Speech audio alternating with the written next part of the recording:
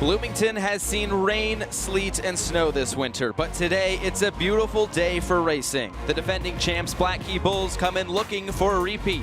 SAE, led by Joe Korhulik, is looking to get back on top. SIGAP is looking strong as well, with 3 riders in the top 10 of ITTs. But it's Cutters, the pole sitters, who they will all be chasing in a wide open field of teams vying for the Borg Warner Trophy. It's 1 year of training for 1 day in April. This is the 68th running of the men's Little 500.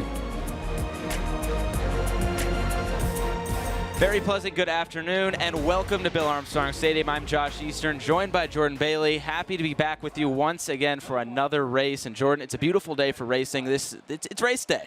Josh, there's no place I would rather be than here in Bloomington in the month of April.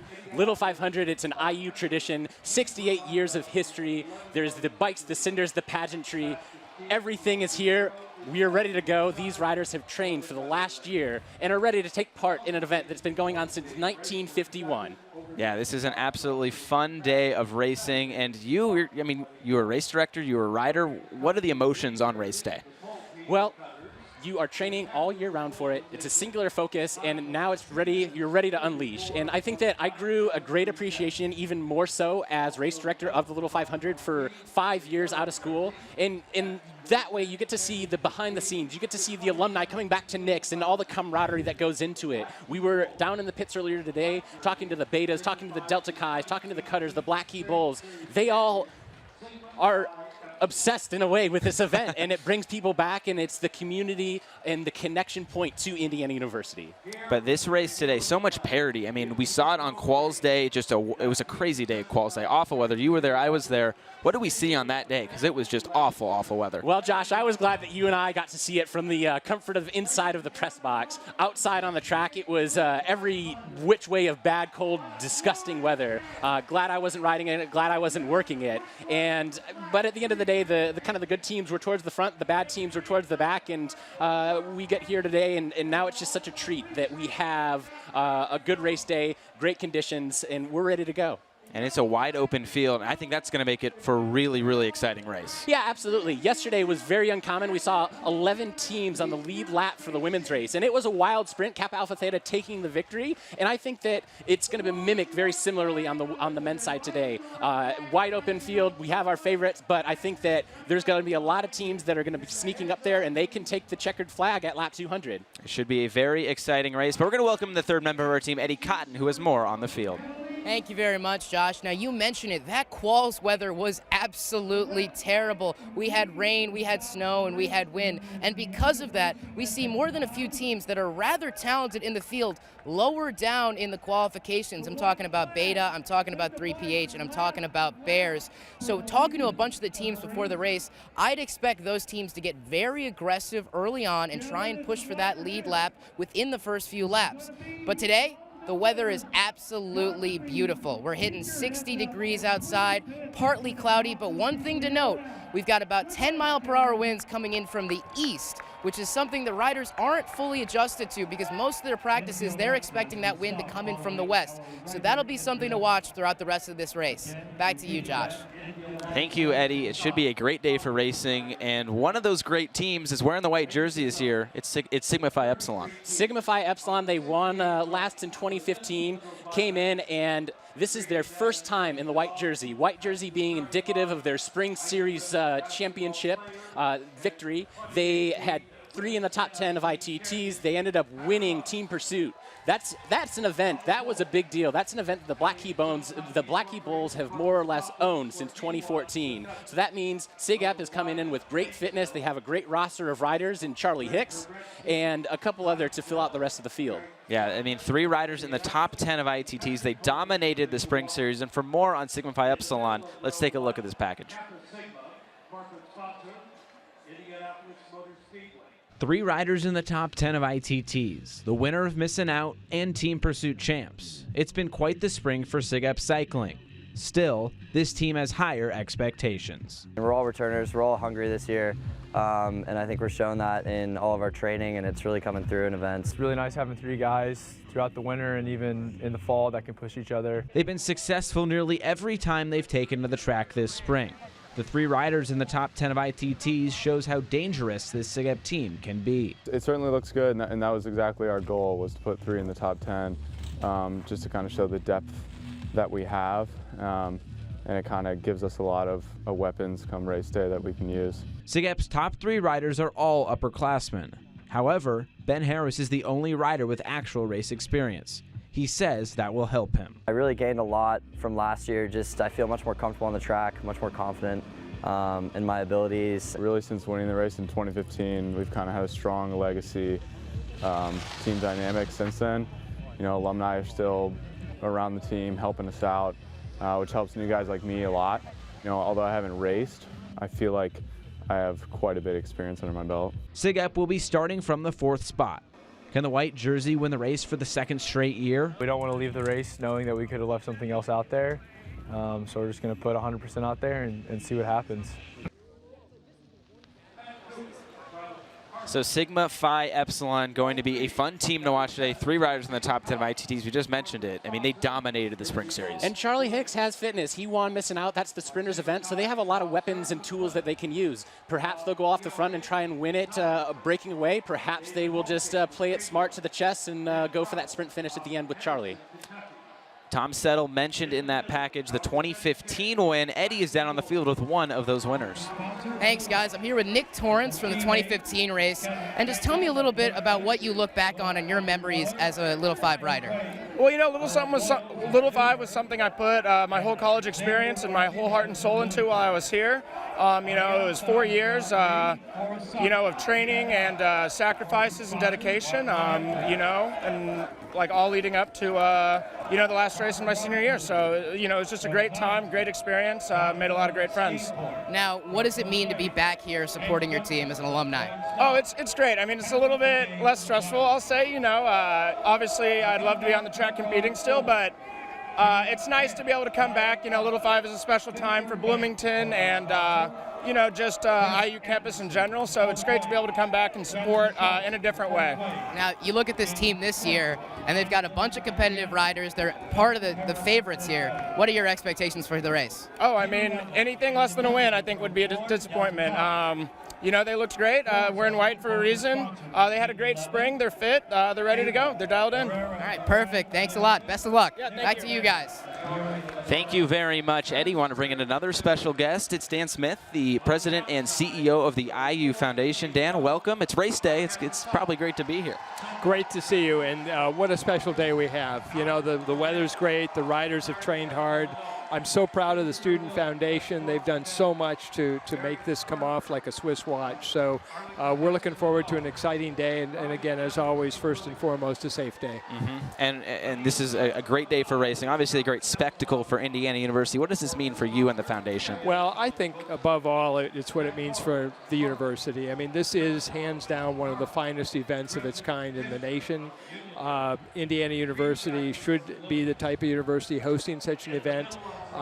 It showcases our students. It's a student-run event from start to finish, and so it means an awful lot. From the foundation standpoint, they raise money for scholarships, particularly for students facing emergencies while they're here as students, and you know what a great cause. So we've got great students, a great environment, a great culture around it, and a superb cause for support. So and it's the history and tradition too. It is. It goes back to 1951. You've got the steering committee, the riders, the volunteers, and it just keeps going and going and going and cycling through. And you know, you can replace the riders, and you can replace some of those volunteers, but it just keeps going. You know, long after you're gone, long after I'm gone, Absolutely. It'll continue to keep on going, right? Absolutely. And you know, for those of you off camera, you know, we've got Jordan Bailey with us that you just heard from, and I mean, he's been a mainstay of the Little 500 for many years, and it's just great how the alums come back, Jordan, and continue to support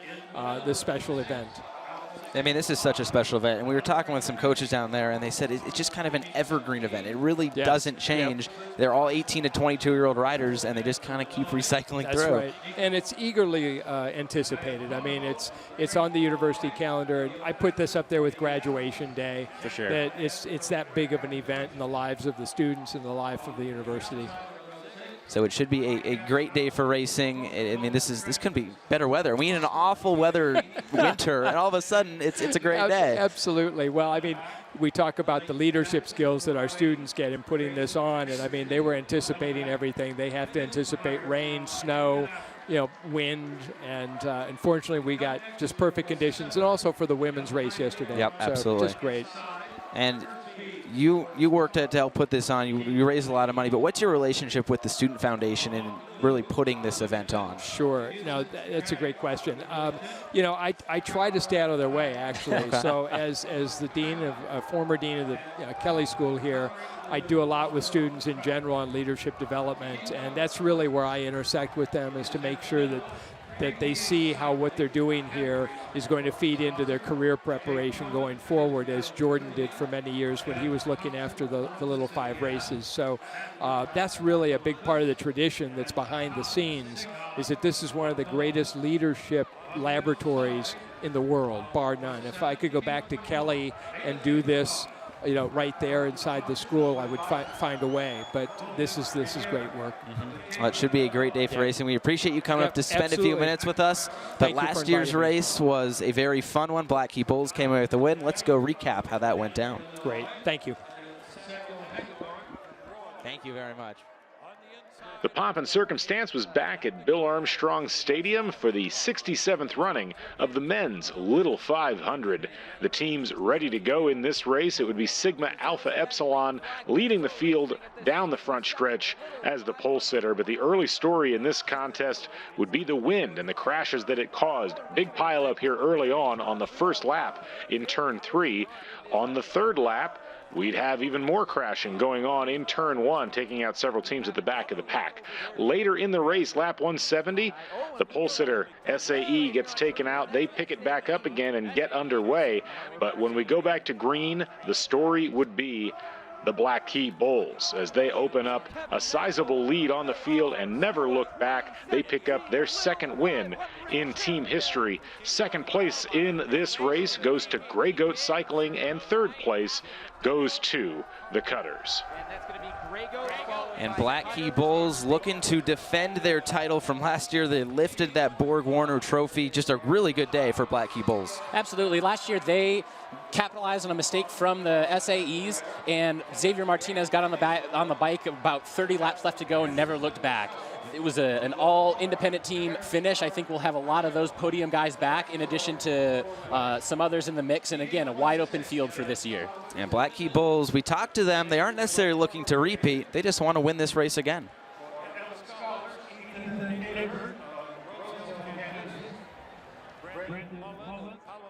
Here comes Black Key Bulls and Kevin Mangle. They are your 2017 Little 500 champions. That was Black Key Bulls 1 year ago, hoisting a bicycle as the winning team. Now in 2018, they realize they are the defending champions, but the mentality isn't changing. Instead of focusing on trying to repeat, we're just trying to focus on winning again, because if you look at people who say they want to repeat, there's a lot of added pressure on that that comes with that. But if we just focus on trying to win again, the only difference is we're in a special color jersey. However, there is one small similarity from last year. I think it's just kind of funny, ironic, because we were 8th last year in quals and we're 8th again this year. So we'll see if that's a lucky charm, I guess.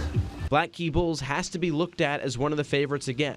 They are returning 3 of their 4 riders from last year. Last year, we had similar depth, and that helped us when we attacked, because we could put 4 people out there and not worry about someone being significantly less strong than someone else. So having 4 people that are very similar in strength definitely gives us a big opportunity on race day. Being in the race is very different than just being out in practice. And so having 3 guys returning with that experience, with that knowledge of how the race kind of flows, is really important.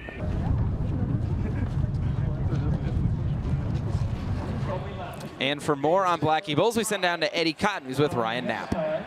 Thanks, guys. I'm here with Coach Ryan Knapp. Now, not only are you the coach of Black Key Bulls, but you're the coach of Theta Cycling, and yesterday you guys pulled out the win. Can you just tell me a little bit about that unique race yesterday? Yeah, it was a slow one, honestly, and a little bit almost boring for a while because everyone was just kind of in a Mexican standoff, just not really doing anything. And so we just had to kind of be content to sit around for a while.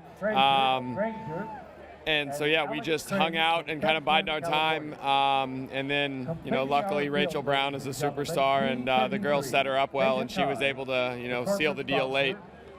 Now, heading into this race, you're the defending champions. What are you telling your team, and what did you learn from last year? You know, last year was a little bit unique in the way it ended up playing out. You know, teams don't get away solo all that often. And so it's just really a matter of taking what the bike race gives you. You can't, unless you have a very rare, you know, super strong team of 4 that can just dominate from start to finish. It's kind of every year's strategy is going to vary a little bit. But yeah, we're just going to see see how the other teams want to play their cards today.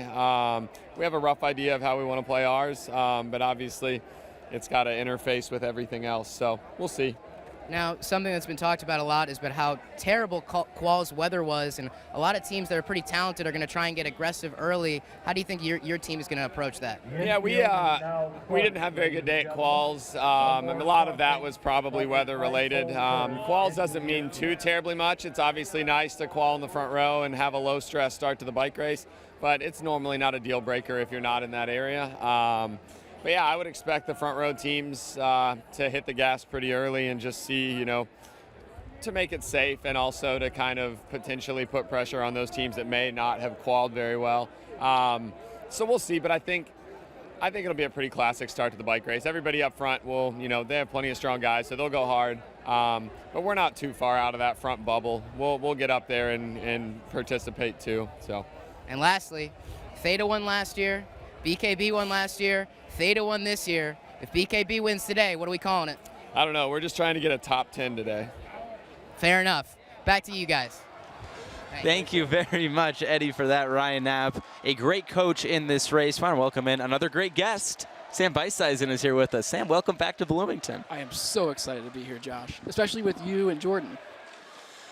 And Sam, you've been around this race a long time. You are an Indiana native, like me. We both grew up in the region, and like me, you are a big Indianapolis 500 fan. Tell us a little bit about what it was like to come to Indiana University and just discover what it is that the Little 500 is as a racing fan from Indiana. Right. I knew nothing about the Little 500 when I was a student here, my first year coming in.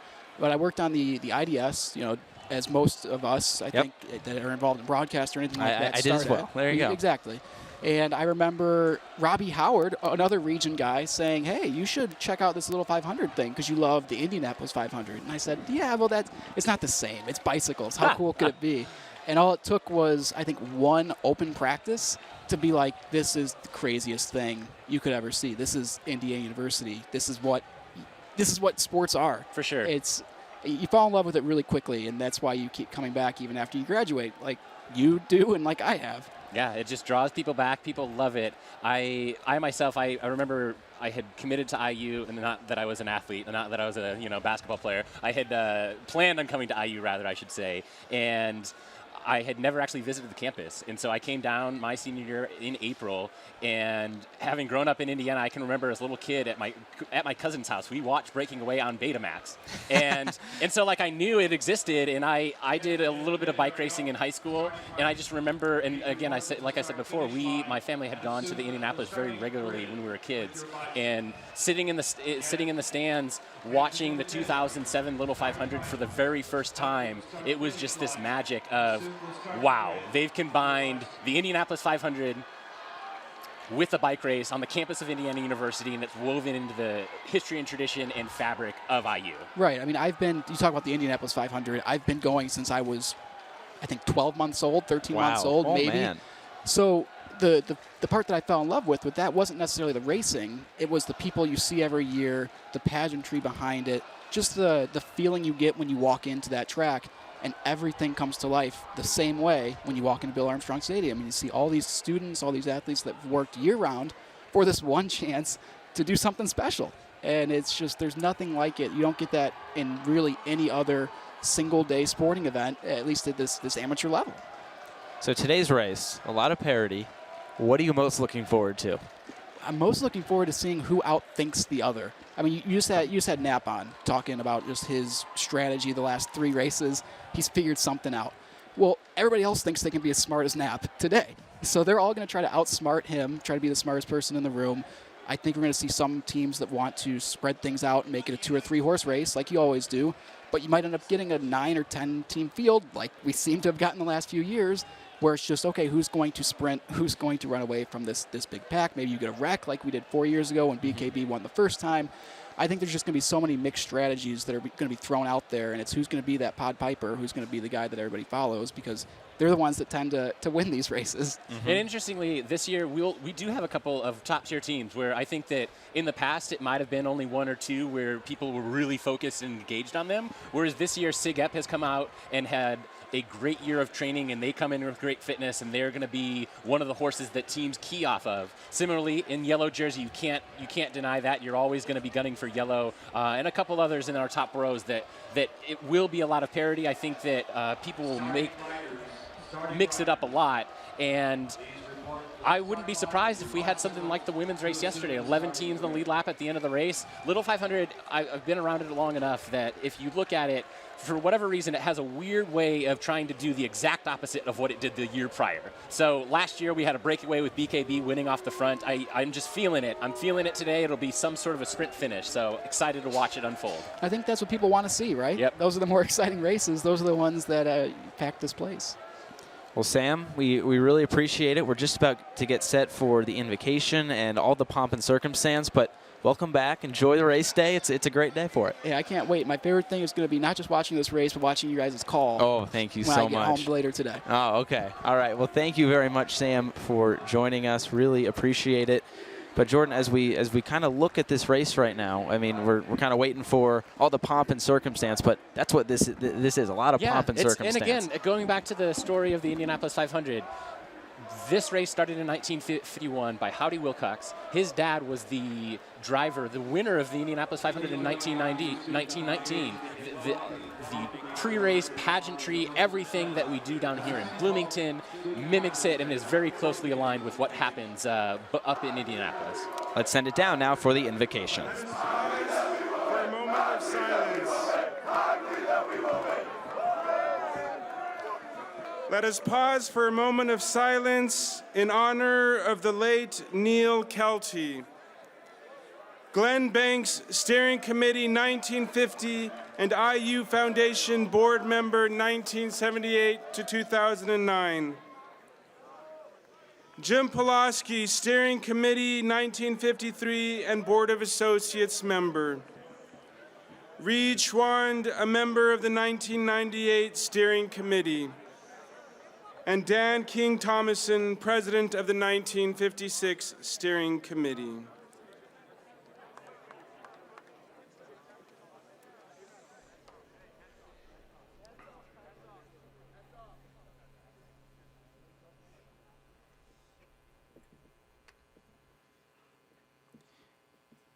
Eternal and loving Father, we thank you for this day and this opportunity to gather together for this competition. We ask for your continued blessings of good weather today. We thank you for the blessings of these riders with their athleticism, discipline, and determination, all of which are gifts that come from you. We thank you for the hard work that has gone into planning and preparing for this event.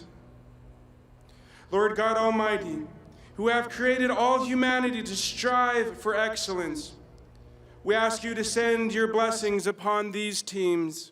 May they compete in a spirit of fulfillment, joy, and respect. Please keep them safe from all injury and any other harms. Lord God, our elation gives you glory. Our genuine happiness pleases you. May we celebrate responsibly and with kindness. Bless us here who cheer for our beloved athletes and those with us in spirit. And may we come to know you better through the experience of this happy day.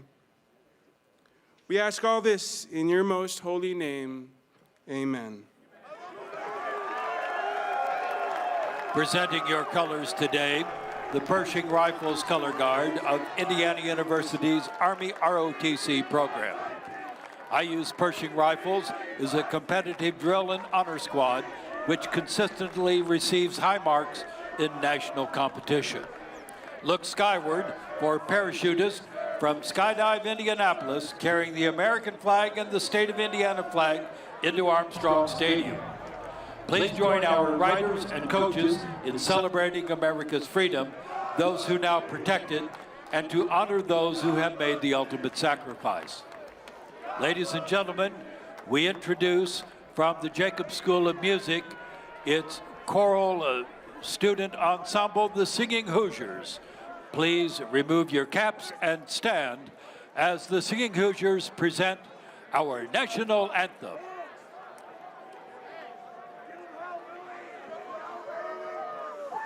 Oh, say, can you see by the dawn's early light what so proudly we hailed at the twilight's last gleaming, whose broad stripes and bright stars through the perilous fight o'er the ramparts we watched were so gallantly streaming, and the rocket's red glare, the bombs bursting in air, gave proof through the night that our flag was still there. Oh, say, does that star-spangled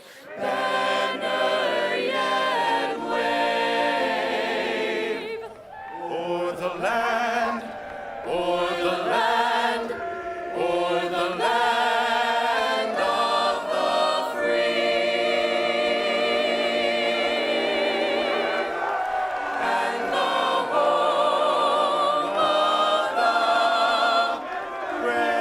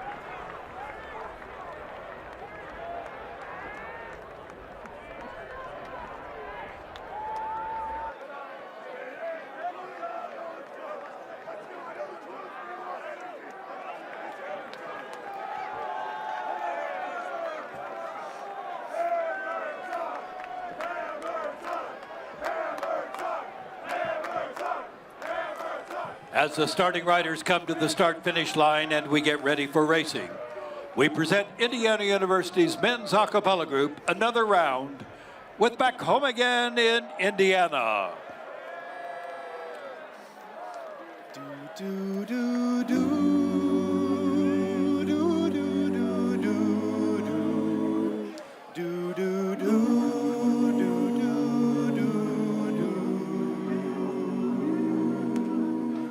Do do do do do do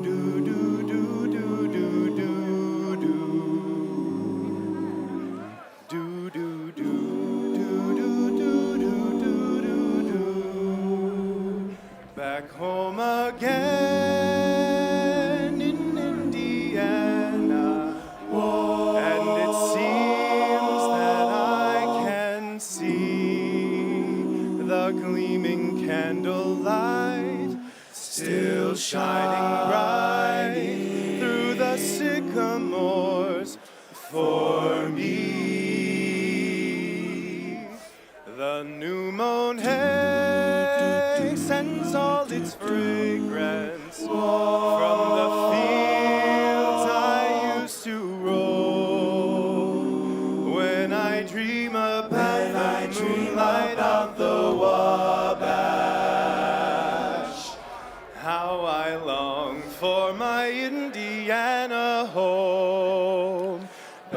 home again in Indiana, and it seems that I can see the gleaming candlelight still shining bright through the sycamores for me.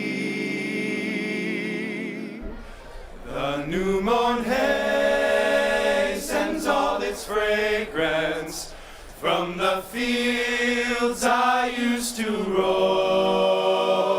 When I dream about the Wabash, how I long for my Indiana home.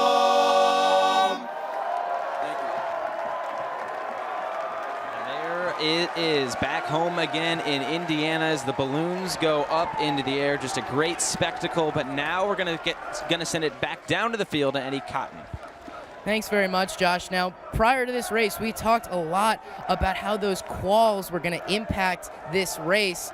And you look at a few individual teams like Beta, who qualified 21st, 3PH, who qualified 20th, and Bears, who qualified 16th, who are all going to be very aggressive. I talked to Beta specifically, and they finished 4th last year, so they're very confident, and they said they only train to ride at the front. So that's something to look for with 3 top 25 riders, and they're battle tested. They actually told me one of their riders dealt with 102-degree fever during team pursuit, and they just did quite fine in that. In addition, I talked to Hank Duncan of Forest, and he has a pretty good knowledge of the fields, and he told me these first 3 laps are going to be chaos with all these teams trying to get to the front, and he expects 3PH, Bears, and Beta to all be towards the front within the first 3 laps. Back to you guys. And now here is our Grand Marshal, Tyra Buss. Ride smart, keep your head up, good luck, and Godspeed. Now, the words we've all been waiting to hear. Gentlemen, mount your little 500 bicycles. And there we go, the words said by Tyra Buss, a graduating senior for the IU women's basketball team. And now we are just about to start our pace laps here. And as a rider, what's going through the rider's mind as we see Chappie Blackwell about to release these riders behind the pace car? Josh, I'll tell you what, it doesn't matter how many times I hear it. Back home again in Indiana, standing next to your bike like that, I shed a tear. It makes you emotional, it makes you sad, it makes you happy to be back on this in Bill Armstrong Stadium for Little 500 today. The riders, they're rearing and ready to go. They will be instructed to kind of hold that formation of the grid, our 33 teams from 1st through 33rd. So now let's take a look at those teams. Cutters, Kappa Sigma, and SAE in that first row. Cutters, the pole team this year. Starting it off for Cutters is going to be Eric Schwedlin, the senior from Indianapolis, Indiana. He has 2 years of experience in this bike race, and so he will be the one to lead it across the start-finish line at the green flag. And in row 2, SIGEP, who we talked about in the open. Pi Lambda Phi, a bit of a surprising team, and the Fijis, they'll be wearing those candy-striped jerseys in this year's race. Switching down to row number 3, we have Sigma Chi, the defending champion Black Key Bulls, and Forest Cycling rounding out our top 9.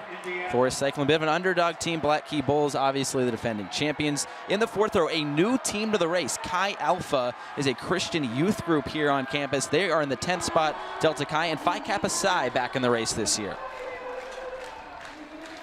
Moving down to row number 5, we have AE Pi, Grey Goat, our second place runner-up from the 2017 race, and Phi Delta Theta in the silver jersey. A lot of history there with Phi Delta Theta. Grey Goat, another team to watch, especially with Sam Stratton this year. In row 6, it's Bears, Alpha Sigma Phi, and Pi Kappa Alpha. But Bears, an interesting team to watch. A lot of experience coming back as we move to row 7. Indeed, young pioneers. Starting it off for row number 7, then 3PH Cycling and Beta Theta Pi. As Eddie had mentioned just in his interview a couple of moments ago, I would look to see row 7 move out and move up very quick at the start of this bike race. And moving along to row 8, Lambda Chi Alpha, all rookies. Alpha Kappa Lambda in their first race, and Black Ice Cycling, just a bunch of D3 hockey players that wanted to come out and bike. That's ice skates to cinders. So it'll be interesting to see what happens there in row 8 as we move farther back. CSF Cycling, Evans Scholars, and Acacia. Obviously, Acacia with those ghost exchanges. I'm sure we'll see those along the backstretch here today.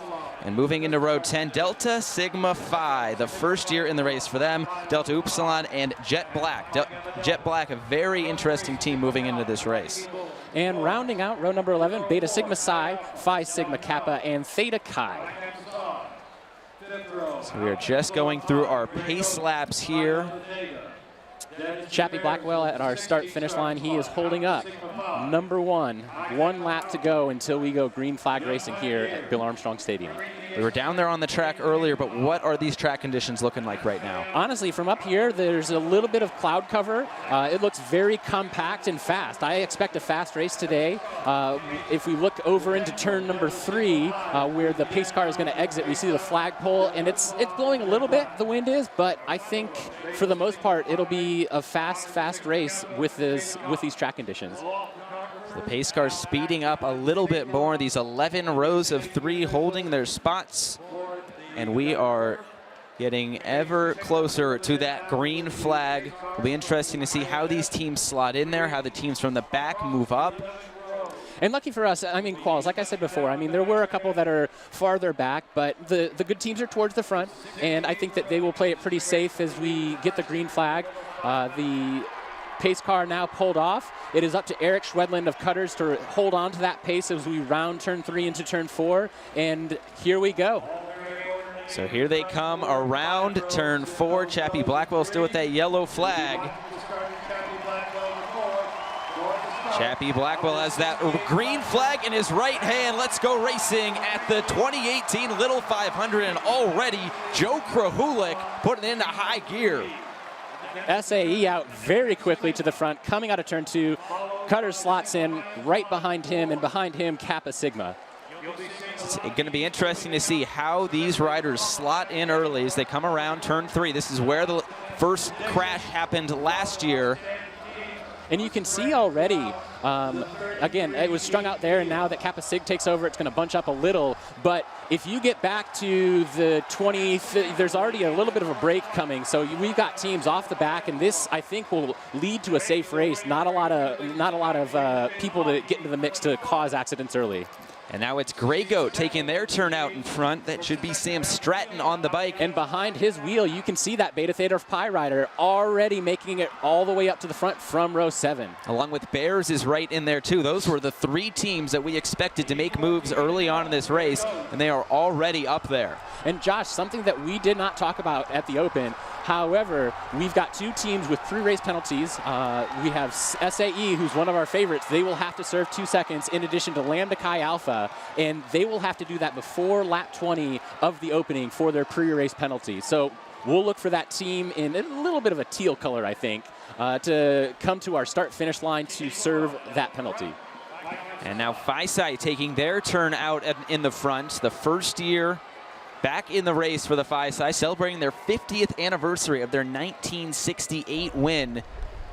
So it's good to see them back in the race. A whole lot of alumni coming back for them as well. Yeah, up until Phi-Sci was recently kicked off, I cannot remember the year, but they had qualified for every single Little 500 in its history. And so, you know, of course, it's a little bit of the environment of the university, and you're going to have a couple of rotten apples in the house. And so it's good to see them back where they belong in Little 500. So a whole lot of teams just taking turns at the front right now. Is that kind of what we should expect early on? I think so, and the bike race is pretty fast, so they're clicking off 36, 37-second laps. And again, the top looks like 6 teams are all single file, taking their turn at the front and keeping it a pretty aggressive bike race. And this is pretty much perfect weather for this bike race. A little bit of wind flapping on that American flag over there in turn 3. But right now, with great conditions, a little bit more cloud cover. Talking with Joe Krahulik earlier before the race, he was saying how he would maybe like a little bit more cloud cover, and it looks like that's what we have. And the nice thing about the clouds is that when, you know, of course you want sun for the fans and have a good day, but the cloud cover keeps the track moist. It keeps it compact and it doesn't dry out and get loose, which is where we're going to see accidents on a typical day. So having it cloud cover is going to be keeping it a safe, fast bike race. Oh, And there's a rub of a wheel already. We already have somebody down. And that looks like Forrest Cycling. They rubbed the wheel, but we're going to continue to be green. He gets right back up. And that's just the nerves a little bit of the nerves. So that was Forrest that did go down. Now he is about, Parker Rauschuber was there as we are going to take a look at this replay. But he did a good job just going down and getting straight back up. Yeah, and I don't think that his coaches, when he gets back to the pit, he was not in a great position towards the back of the field. And luckily it was just a one-rider wreck to get it out of the way quick. But I suspect he'll be able to put it in a couple of laps and make it back to the front of this bike race to the peloton. Forrest, one of those teams, and talking with them coming up to this race, they were kind of the underdogs. That's how they see themselves. And now it looks like they're setting up for an exchange here in turn 1 as the rest of the pack coming around turn 2. And he just, that rider can't beat himself up over it. That crashes happen. He just has to trust in his team and trust in their fitness to be able to get back into the bike race. It's only a straightaway down and it's early. If it were me, I would much rather crash in the first 50 laps rather than the last 50 laps, because that's when the fireworks are happening. That's when everybody's contending for the win. It's such a long bike race, basically a marathon here. 200 laps, just over 50 miles. So we'll see plenty of exchanges today. Teams trying to get back into the race as Forrest burning it down the front stretch. They're trying to catch up to the pack that's coming around turn 2 and that back stretch.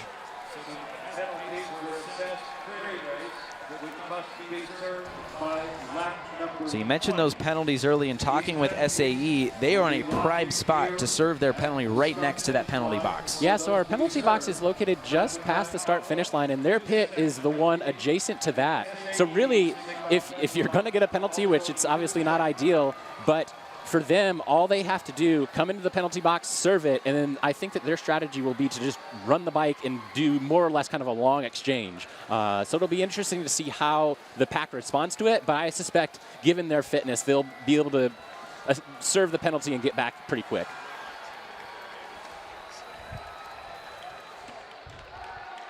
So we'll see when SAE wants to serve that penalty. There is somebody in their pit right now waiting with the bike. They're talking with their coach. As some other teams go through some exchanges here on the front stretch.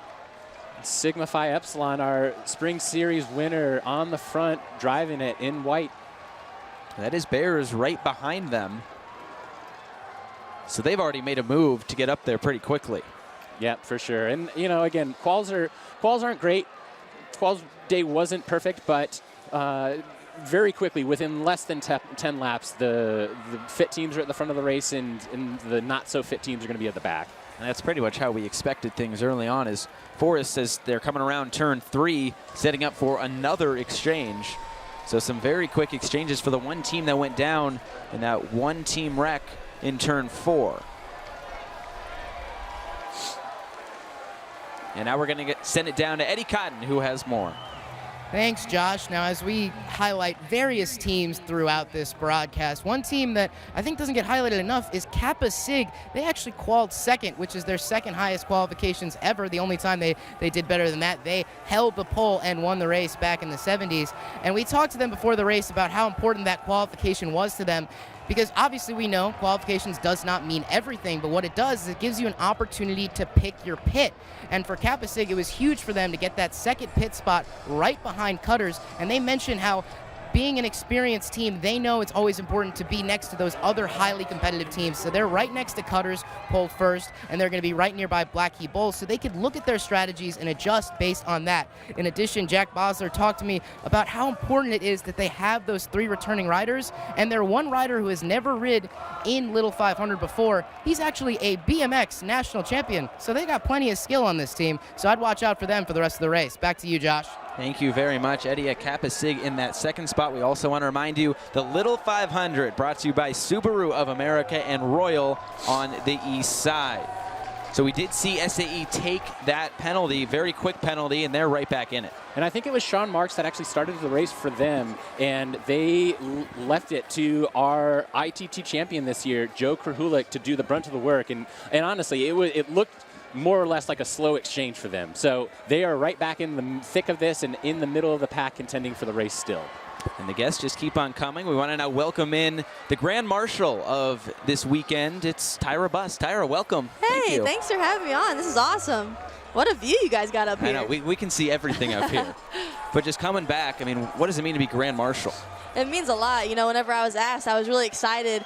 And then actually being here, you know, this is actually the first Little 500 that I've gotten to experience. Usually we have spring workouts, you know, after season. So normally I wasn't allowed to, you know, come and experience this. So I'm really excited to be here. And, you know, it's just a great atmosphere and it's really exciting. Yeah, it's got to be a thrill going up there in front of all these people and saying those words that everybody wants to hear. It's a little bit different, you know, actually everyone just staring at me. So I was a little nervous at first, but, you know, I got a little test run yesterday during the women's race. So, yeah, it's definitely, you know, really exciting. I'm just really happy to be here. Tyra, I always tell people that when they come to Indiana University, they usually have a notion of two things: basketball and bicycles. And, you know, they might not have ever stepped foot on campus, but they come in and they know, you know, there's Assembly Hall and all the history and tradition behind that, and then Bill Armstrong Stadium, this crazy bike race that happens in the middle of April. You yourself, talented, set great records at the Assembly Hall for the women's basketball team and just came off a WNIT victory. Tell us what that experience was like. You know, it was a great experience, and to be able to, you know, say that I ended my college career on a win, you know, it couldn't have been any better. So it was definitely bittersweet, you know, just winning a championship, and, you know, that's what I came here to do. You know, I wanted to come and make an impact on this program, and to be able to say, you know, that I'm an NIT champion, it's definitely pretty special. And so I'm just really excited for the future of Indiana women's basketball, and I think, you know, a lot of people are going to be watching them now. Did anything surprise you about kind of what this whole spectacle is, being your first time here? A little bit, yeah. I mean, they're really fast, and you know, it kind of scares me a little bit because they're so close together. I'm like, how do they not, you know, hit each other? So it's really cool, you know, how, you know, they kind of do the strategic, you know, side of it. It's really cool to see, you know, the fast exchanges and things like that. So it's definitely really exciting, and I'm just happy to, you know, be able to experience this and to watch them. Do you have any experience on a bike yourself? Yes, but not like this. Not this type of bike riding. I can ride, you know, just nice and slow and at my own pace. But like this is, you know, it's competitive and it's just really fun to watch. Favorite part of the weekend so far? Definitely this, for sure. And I'm not just saying that. This is for real. I'm definitely the Little 500 race. It's been really exciting, both the women's and the men's. It's kind of a good way to kind of end your Bloomington experience, I guess, in a way. Absolutely. It's a very fun day of racing here as looks like Kappa Sigma potentially setting up for an exchange here on the front stretch. What do you think of these guys just hopping on and off bikes? I mean, it's crazy. I mean, it's so cool to see. I can't even, you know, imagine, you know, being out there, and, you know, I'm a competitor, but this is a different type of, you know, competitive level, and so it's really cool to, you know, watch them, and they're just out there having fun and just racing. So it's really cool to see. Any interest in appealing Student Foundation and going and getting grad degree and maybe participating next year? I don't know about that. I'm not sure. But you are headed over and potentially going to play professional ball? Yep, absolutely. Trying to, you know, make a training camp in the WNBA, and then I'll definitely, you know, play overseas, whether that's in the fall or spring. You know, I still got a semester of student teaching to get done since we're not allowed to do that during season. So yeah, I'm definitely, you know, I'm undecided right now, but I'll be playing basketball for sure. Oh, and we have another wreck out of turn one off of the exchange. It looked like Phi Gamma Delta and Pi Lambda go down. I think we'll get a replay on it, but I think that the two just were doing the exchanges and they bumped each other, causing a wreck to go down. Just the two teams involved and still no yellow flag out. So it looks like we're still on green flag racing, but Tyra, we want to thank you for coming up here and spending a few minutes with us. We are wishing you luck. We're definitely rooting for you. Thank you, and thanks for having me. This is awesome. Thank you very much. So it will be interesting to see what happens on the edge of that kind of small wreck there in the pits on the front stretch. Those are two teams that are pretty high contenders trying to make a name for themselves in this race. For sure. Fiji has a lot of history and tradition in the race. They have 5 wins all time. Looks like the bike probably was broken because he brought it in so quickly. And Pi Lambda, we talked a little bit about them at the Open. They had a great quals day, and so they are finding themselves chasing very quickly. So the main group coming around turn 3 and now into turn 4. And Pi Lambda Phi not too far behind them, so they have done actually a solid job of keeping up. I do think that the Fijis had some sort of mechanical issue on that wreck, which led them to get a little bit farther back than where the Pi Lambdas are. As we look back at the action, the defending champ Blackheath Bulls looks like they're due up for an exchange coming out of turn number 3. Looks like Kevin Mangle getting ready to get put on the bike now.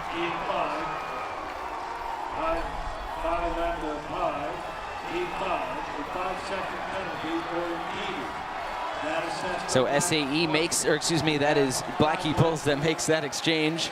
And they just slot right back in to the main group coming around turn 1 as Pi Lambda Phi also makes an exchange.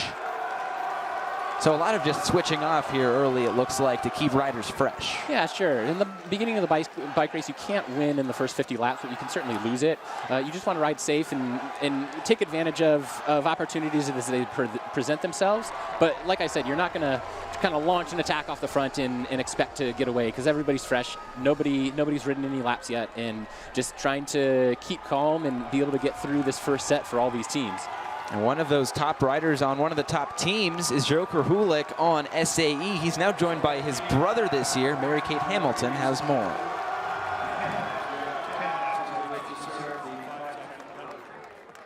Joe has just taken off his turning wheels. Let's watch and see how he does. Good job, Joe. Joe Krahulik was 4 years old when he learned how to ride a bike. He was a junior in high school when he taught himself how to train on rollers after seeing his older brother Andy compete in his first Little 500. Front stretch here, just so everybody knows. He has him outside on the patio and he's training well. He's riding rollers with music and it's not like struggling, he's working out. It was like 90 minutes on concrete when he's never been on rollers before. The decision had been made that Saturday. Joe came to IU freshman year and joined Andy on the Sigma Alpha Epsilon bike team. They were on the same team for 2 years, placing 2nd and 4th in the Little 500 and motivating each other every step of the way. He just pushed me harder than I would have pushed myself if he wasn't next to me. This year, the youngest Krahulik brother, Rob, followed in Andy and Joe's footsteps.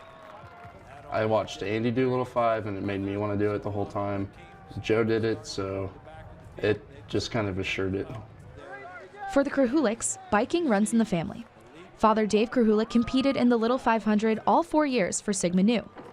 But Dave and his wife Karen could have never predicted the role the Little 500 would play in their sons' lives. I thought if he had his way, they would be Little 5 riders. But who knew that they all 3 would do it, and for the same team. In Joe's senior year, the joy he takes away from his Little 500 experience goes far beyond competition. I've brought more people into it, and that was like a huge thing for me last year, just the satisfaction of bringing guys into it, integrating them into the team. I obviously want to win one, but you know, that's on the surface, and I think I've got a lot more beneath that. As for freshman Rob, he hopes to continue the legacy his brothers set before him. I want to be a dynasty. I want to stay competitive.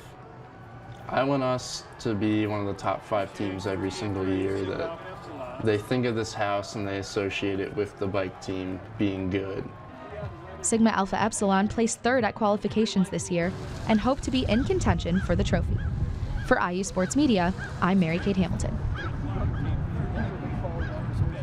Talk about an incredible story. These Krahulik brothers are truly building a legacy here with SAE, and I actually talked to the oldest of the family, Andrew Krahulik, prior to the race about what advice you give to both of these brothers, because this is the first time you have to provide advice for both brothers. And he told me, for Rob, it's real simple.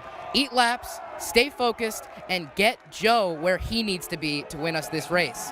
Don't let veterans bully you, and when you're in the pack, act like you're 6'4", and when you're at the front of the race, act like you're 5'4". His advice for his brother Joe, just wait for your team to get you in place and win this thing in that final sprint. And that's what you got to say to the guy who's #1 in ITTs and the fastest in the field. In addition, he mentioned how his 2016 team really set the groundwork for what this team is ready to do as they are trying to do something really special with SAE. Back to you guys. Thank you very much, Eddie. And we want to remind you that the Little 500 is presented by Subaru of America and Royal Subaru on the east side. But SAE, just an absolute powerhouse this year. Both of those Krahulik brothers, like Eddie was talking about, two of some of the better riders in this field. For sure, and it's very neat to see the family connection of all of those guys being recruited to go to SAE and being brothers within the fraternity and brothers in real life. And just another note, their dad was actually a Little 500 rider himself, and to provide a little bit more of a connection back to this bike race, he rode for Sigma Nu in the 1980s, and those guys obviously didn't ride competitive bikes in high school. They were all standout swimmers in the Indianapolis area, but came here, didn't want to do that at the collegiate level and have this connection to the Little 500 that they have built something pretty special over the last several years. Joe Krahulik, the top rider in ITTs this year. His brother Rob, 23rd in ITTs. I mean, two top 25 riders with just those two. But then you got Sean Marks, who got his first race experience last year in 13th. Ryan Tufnell in 65th as well. This team potentially could be there come lap 195, come lap 200.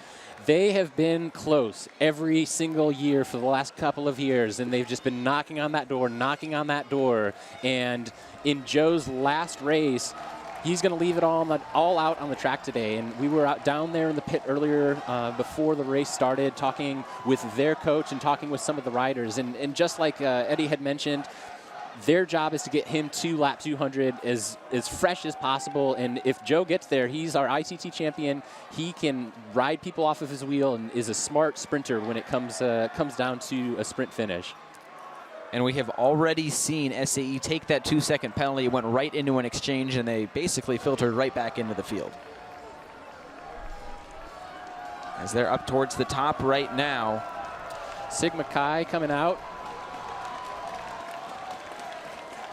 Looks like they could be setting up for an exchange coming off the front around turn 1. And so interestingly, Sig Chi is pitted right at the end of the backstretch into turn number 3. So they're that last pit on the backstretch and have a little bit of an advantage in the sense that most of your higher qualifying teams are going to be along the front stretch. And so they have the advantage of being able to not be marked by some of our bigger teams, and see it right there. He filters right back in, and that was a beautiful exchange to get him back to the front of the peloton. Yeah, Sigma Chi with all 4 of their riders in the top 50 of ITTs, a very strong team. They finished 7th last year, qualified 6th, and they have one Little 500 victory that came back in 1994. So definitely a team to watch as they're right up there, but looks like the pack's still pretty big right now. For sure, for sure. And, it was pretty quick and strung out to start the bike race. And right now you can look at them on the backstretch, and it is very, very wide. And when it's wide, that means it's going to be a little bit slower and people aren't necessarily doing their work. But that's to be expected. I think that there's a lot of peaks and valleys and lulls in speeding up in terms of the 200 laps that we'll see over the course of today. We are through 32 lap score, now 33 lap score as they cross the start-finish line right in front of our vantage point.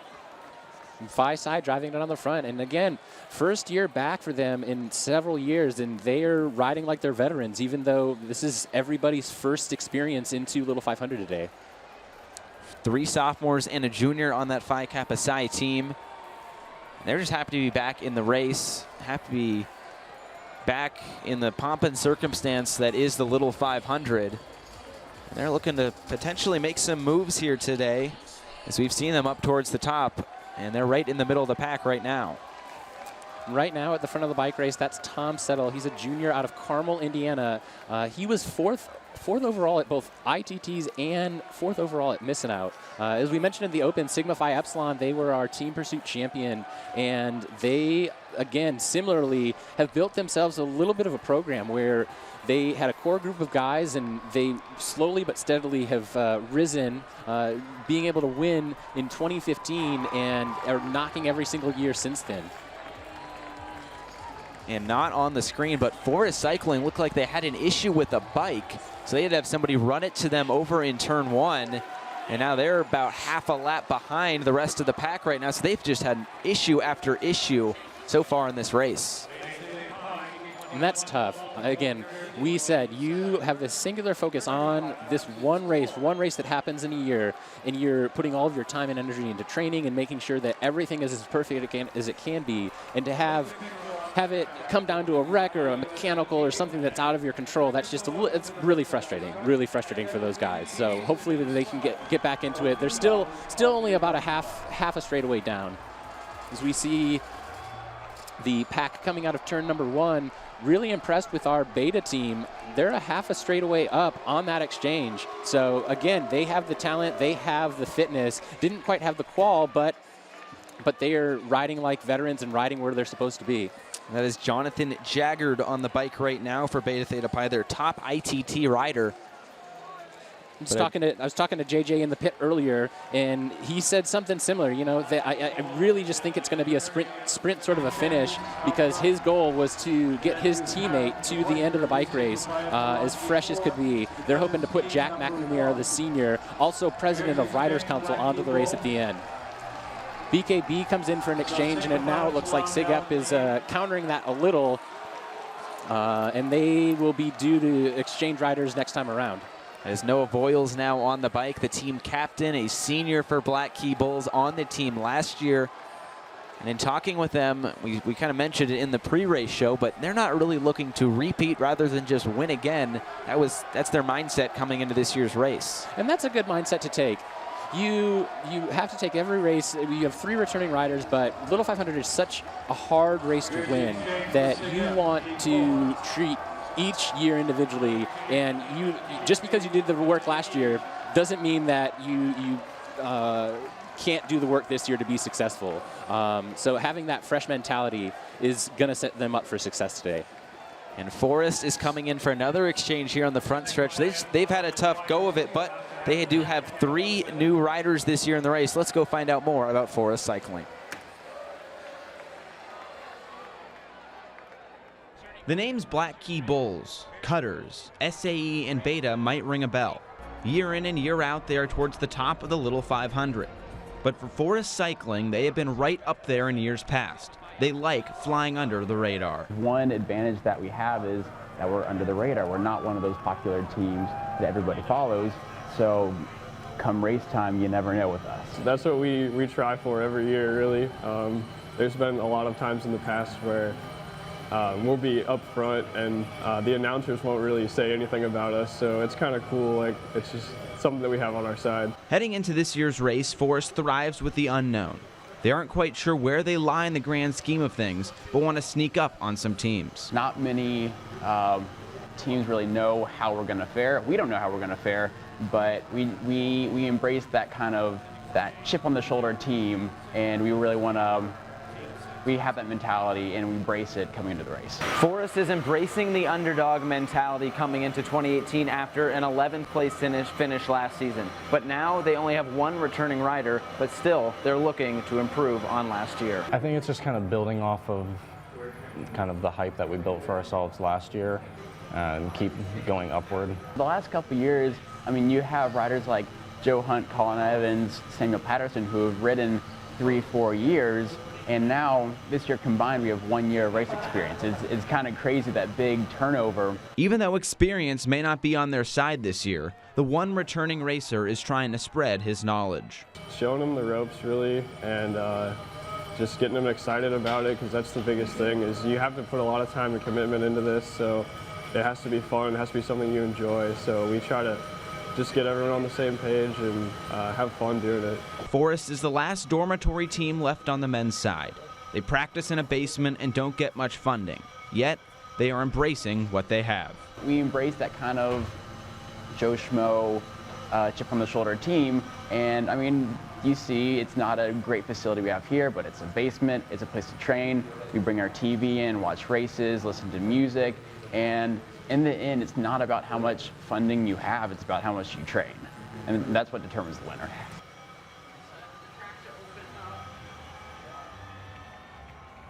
And Forrest, really an underdog story, and they're going to really have to embrace that mentality here in the race. As we saw earlier, a chain actually fell off of their bike, and they had to replace that bike. We saw Hank Duncan making that exchange just a few laps ago. And I talked to the mechanic for Forrest and a few of their guys, and they mentioned that we are a great group of guys. We believe in ourselves, and this is still our year. So they're looking to get back to that lead pack and fight back with that underdog mentality. Back to you guys.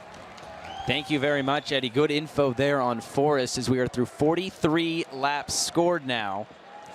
And just one comment on Forrest, and they're working hard and they're trying to get back into it. But during that promo, we could see in the picture by picture they were still off the back and they're about a straightaway down. And it seems to me that they've been doing 2-lap exchanges, so that's quick. That's really difficult in the sense that you're losing ground every single time you're doing that exchange. And with the chain, you're kind of bound to one bike. So that rider needs to be able to just put in a power effort and just slowly but surely crawl your way back as the pack slows down to get back into it. It's Forrest about half of a straightaway behind the pack right now as they try to catch up. And that's Jonathan Steenport, their senior. So he's the one from Fort Wayne, Indiana that has 1 year of experience in this race. And he's been there before, and it looks like he'll make it. The only one with race experience on that Forrest team. And as the pack is coming out of turn number 4. It's like Jet Black burning for an exchange. And Chi Alpha, our new team, is at the front of the race behind them Black Key Bulls. So again, Chi Alpha, their first year in it, and they're throwing some punches. They say, hey, we belong here. Here we are. And it looks like there's a little bit of dust around turn 1. How does that potentially impact these riders? Honestly, before the start of the race, from our vantage point up here on top of the press box, I thought that the track looked really good and it looked compact. But with dust coming up in the first in the beginning 50 laps in the opening, that'll deteriorate throughout the day, and it could cause some concern for crashes or for safety issues. So hopefully it stays together, but riders will have to be mindful of that as they're contending over the next 150 laps to go. And that is AE Pi coming off the front, burning for an exchange. 46 laps scored now, nearly to the quarter mark of this 200-lap race. We want to remind you that the Little 500 is brought to you by Subaru of America and Royal Subaru on the east side. So we haven't seen basically any big wreck so far, just basically single teams going down. No yellow flags. No yellow flags, which is good. And they'll stay green flag racing, and that happened yesterday during the women's race when the Delta Gammas went down. If there's a big wreck like that, but then in an instantaneous second, everybody's kind of back on their feet and nobody is seriously injured, our chief steward, Jonathan Purvis, and his judging team spread throughout the infield today, they'll continue to let it go green flag racing. And for those teams that do go down, obviously it's good that you get right back up again, but to not have it slow down with the yellow caution, it makes it hard to get back into it. So as we reach the quarter mark in this race now, coming up to 48 laps scored, what are kind of some main takeaways you've seen? I mean, it's a pretty classic opening 50 laps of Little 500. The team cycled through their rosters as we would expect. So most teams have been maybe 10 to 15 laps and have almost gone through all 4 riders. And just being able to get your rider out there for your first set, that takes a lot of the nerves away from it. So then subsequent sets, it becomes easier and easier, and those nerves are away, and it's more about just, okay, let's get down to racing. As we see coming out of 4, SAE coming in for their exchange. So SAE will make that exchange here on the front stretch. We just mentioned that dust in turn 1. Looks like a little bit of an okay exchange there between SAE, but let's send it down to Eddie Cotton for more. Thanks, guys. Now, I actually just had a little conversation with the bike mechanics over at BKB, and they mentioned that dust might be just more of a visual thing. It really isn't having too much of an impact. They actually showed me more than a few bikes that look pretty clean. He seemed pretty upset about it. He would have loved some nasty stuff to clean up and more of a chaotic race here around turn 1. But he said the track is absolutely riding incredibly, and we're on an incredibly fast pace here. So not too much of an impact coming from that dust. Isaac Neff himself, a resident now of Madison, Wisconsin, as we have a big wreck in front of our start-finish line. 1, 2, 3, 6, 7, 8 teams down. Pi Lambda caught up. Phi Delta Theta went down to that. They'll have and to Jet get Black down. AE Pi down as well. Still on the ground as he's trying to work his way off the track. Now Chappie Blackwell instructing him to come get his bike. Still green, though. It looks like everybody got up after that. As we see the replay there. So that's going to eliminate a lot of teams from the front of the race.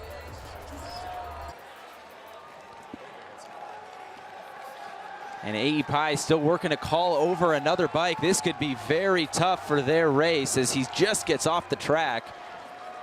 Jet Black running another bike over as well as they're just getting back on. So a whole lot of riders go down, and that knocks out a few teams as AE Pi now just getting their new bike here towards the start-finish line. They're already over a lap behind. And it looks, in our camera angle on the front stretch, it looks like our leaders are now dwindled. We've got down to about 15 or 16 that are not chasing for their lives.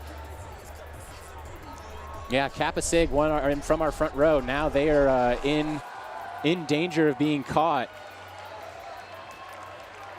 So Jet Black, one of those teams we thought could come from the back, got caught up in that. They started from the 30th spot. Coach is Courtney Bishop, but that could be a tough go for them after that.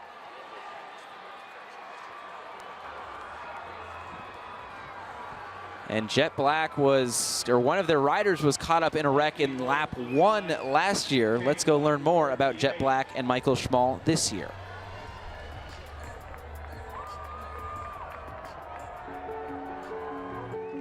Oh, and we have a wreck over there in turn 3 already, very early on in this race. I never thought that I would be a cyclist. They always tell you that you should try and get to the front of the race as quick as you can from the back. And in doing that, on the very first lap, was coming around into turn 3, and I was on the outside, going fast, hit a loose patch of cinders and lost control of the bike. That was 2017 Michael Schmall. This is 2018 Michael Schmall. After his fraternity's charter was revoked and after his crash, he's ready for redemption. But it's almost my own redemption. I don't feel as if I have to prove to anybody else what I can do on the track. And anything can happen out here. And you see it every year. It's just part of racing to crash. And crashing right here in turn 3 was the best thing that could have happened to Schmall because he wound up at IU Health, where he'd go on to meet his current coach, Courtney Bishop, who was also in the hospital, suffering from injuries during the Little 500. And yes, their hospital rooms were right next door to one another. Bishop, who's at the top of the screen in the yellow shirt, during lap 123, was struck by an oncoming rider and then was rushed to the hospital where doctors had to place 12 stitches in his mouth. So Courtney Bishop is being stretchered off over there. Oh my goodness. So Again. Wow. Having Courtney Bishop as a coach has been amazing. And it's really helped me improve as a rider. As a rider, Schmall and Jet Black will get their chance to ride in the 68th running of the Little 500 come April 21st. There really is nothing like riding in the Indiana Little 500. Go, go, go, go. Good.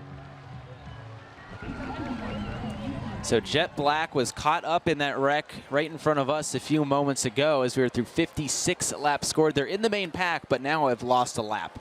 Yeah, and Courtney Bishop is a staple of this race. He has coached several successful teams, always in the top 10, always in the hunt. Last year, he got caught up in a wreck himself. A bike ran into him, and Jet Black finished quite a few laps down. And so we'll see if they can ride smart and be able to get that lap back. It is incredibly difficult, but Courtney is a savvy guy, so we'll watch and see what happens. And like you said, it'll be interesting to see how these teams get back into the race.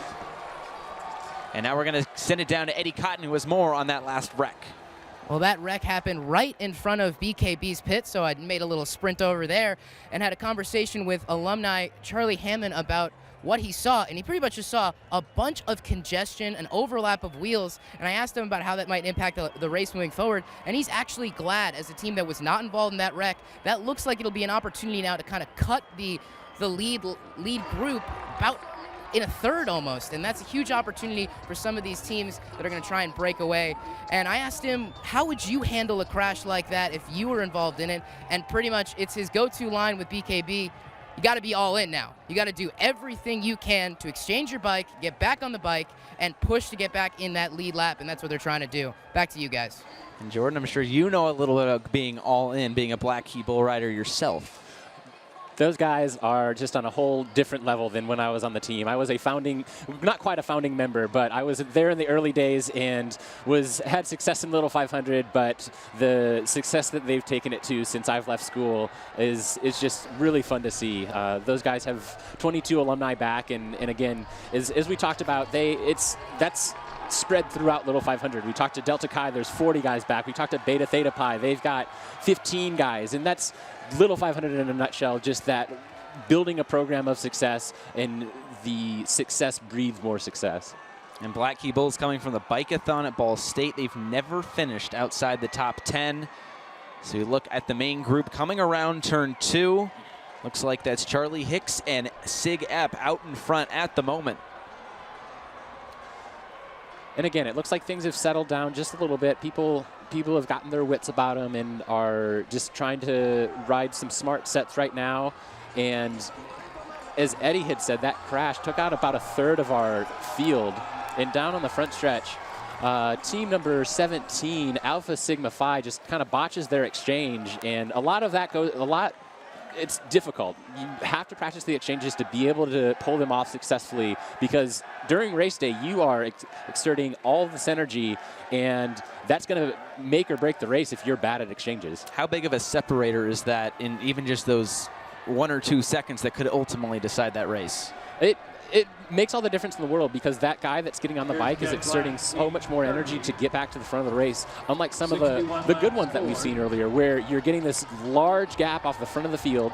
You are then giving it off to the teammate, and they then filter right back to the front. You're really doing it for your rider, your next rider getting on, so that it's kind of an easy job for them, and they can start their set without having to be panicked. So as we enter these middle 100 laps, we're through 61 laps scored. A few teams down a lap, but we still have a pretty solid group at the front as of now. It's going to be interesting to see as we get into this middle 100 laps how things kind of shake out. And now, just taking a look at our picture, the race has slowed down quite a bit. Everybody's breathe in easy. They are going 2-3 wide coming out of turn 4 now. And this is where you can kind of sneak your third or fourth best rider in the roster and the depth chart in, and the race just has a natural tendency to get a little bit slow in the middle goings of this race. But Phi Kappa Psi back in the race for the first time. They've been hanging around as we're through 62 laps scored. At the 60 lap mark, they were the leaders. They've done a great job. There's been plenty of teams coming from behind as well, but now we want to welcome in a guest to the program, John Schwarb, author of The History of the Little 500. John, welcome to the broadcast. Thanks so much. It's great to be here. So you wrote the book, The History of the Little 500. I guess, where did that come from? Why did you want to do it? You know what? When I was a student at the IDS, this is in the mid-90s, the two best beats on the newspaper were Bob Knight's basketball team and the Little 500, because everybody read your stuff, and the race, as today, was wildly popular. It's funny for me to come back now, because the Bill Armstrong Stadium I used to know, the press box and the big grandstand was over there, and the start-finish line. So this still takes getting used to me, even though they did this years ago. And you wrote that not that long out of school, correct? Correct. You know what? I didn't have a job straight out of college, and so I kind of came up with this idea. I love the history of the race, and it was coming up on the 50th anniversary. So I talked to some folks at the Student Foundation and the IU Press and the IU Foundation. They loved the idea, and I had already done some digging into history when I was a student, doing stories, previewing the race. And yeah, it's just one of those right place, right time things. Any very fond memories of you covering the race here for the IDS? Gosh, it was so much fun at the IDS. We would get a big team of riders on race day, And we would put one person in each corner to watch for accidents. Okay. Because we would want to know, if something happened on lap 98 in turn 3, we would ask our turn 3 reporter what happened. And that's how. So after the race, we'd all go back to the newsroom, put our notes together, and recreate the race. You're right, pretty much, yeah. So coming back here, I mean, it's got to feel pretty weird. I mean, you mentioned Bill Armstrong Stadium changing, but how about just Bloomington in general? Boy, it's crazy, isn't it? My daughter and I went to a Chick-fil-A on 3rd Street today that didn't exist when I was in school. So, and I know they're redoing the golf course, and so a lot of things change, but still a lot of things stay the same. Like this race, it's always the same. The same Schwinn bicycles and the 33 teams and the pace car from the Indianapolis Motor Speedway. So I love that part never changes. Then, John, you've had a pretty fun career yourself. It's correct that you worked for the Indianapolis Motor Speedway, right? That's correct. Yeah. I was on their PR staff. I was there for the 100th running a couple of years ago, which was a tremendous event. Sure.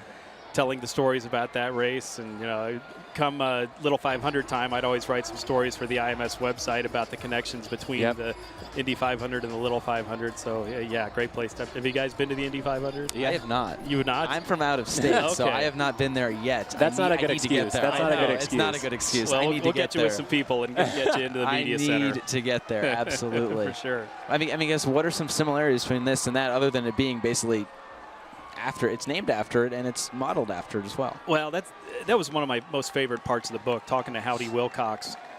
He came on to the Student Foundation in 1950, and his first fundraising drive, they raised about $47,000. I mean, think about that. IU Day was just the other day. Yep. Big on social media, and the IU Foundation raises millions upon millions and millions. And that didn't happen back in 1950. And Howdy Wilcox said, well, I might not be in this job too long if I can't find a better way to engage alumni. And the way to engage alumni really is to do it while they're students. Yep. So, and his father won the Indy 500 in 1919. His father died when he was very young in a racing accident, but his dad, Howdy Wilcox, loved the Indy 500. And when he saw some students doing an impromptu bike race in 1950 around the auditorium of all places. Yeah. He kind of, the wheels started turning, so to speak, and he said, this might be something that could be our signature event for a student foundation. Get students engaged, and then hopefully when they're out of school, they'll want to donate back to the university. Do you have a favorite part from researching all that you did to go into that book?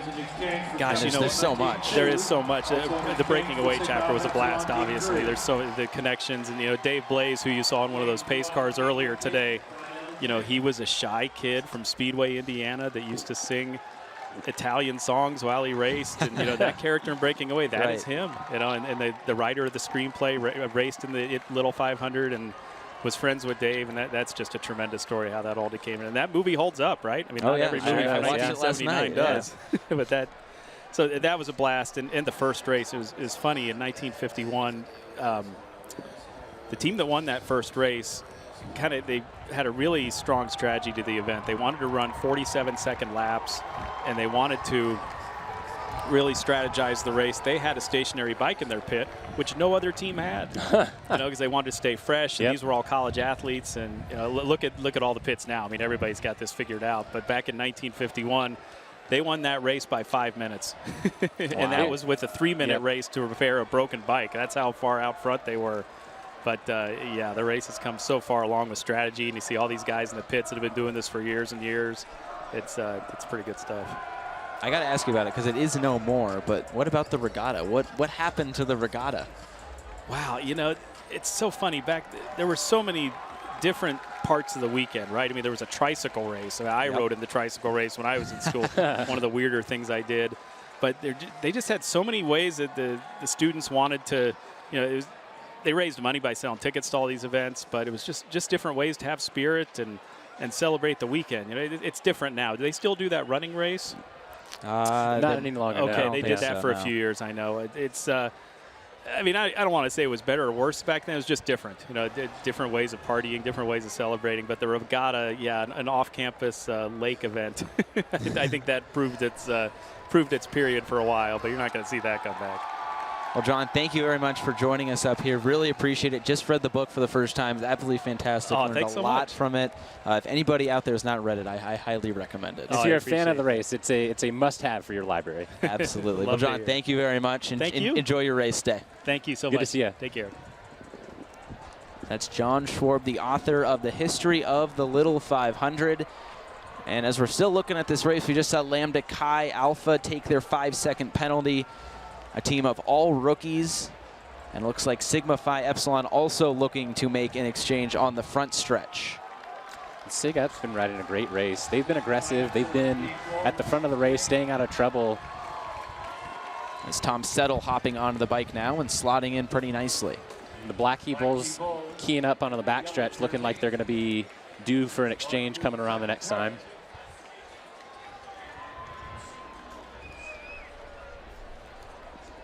So we're through 72 laps scored. We saw that wreck just in front of the start-finish line, and that kind of took a few teams out of it.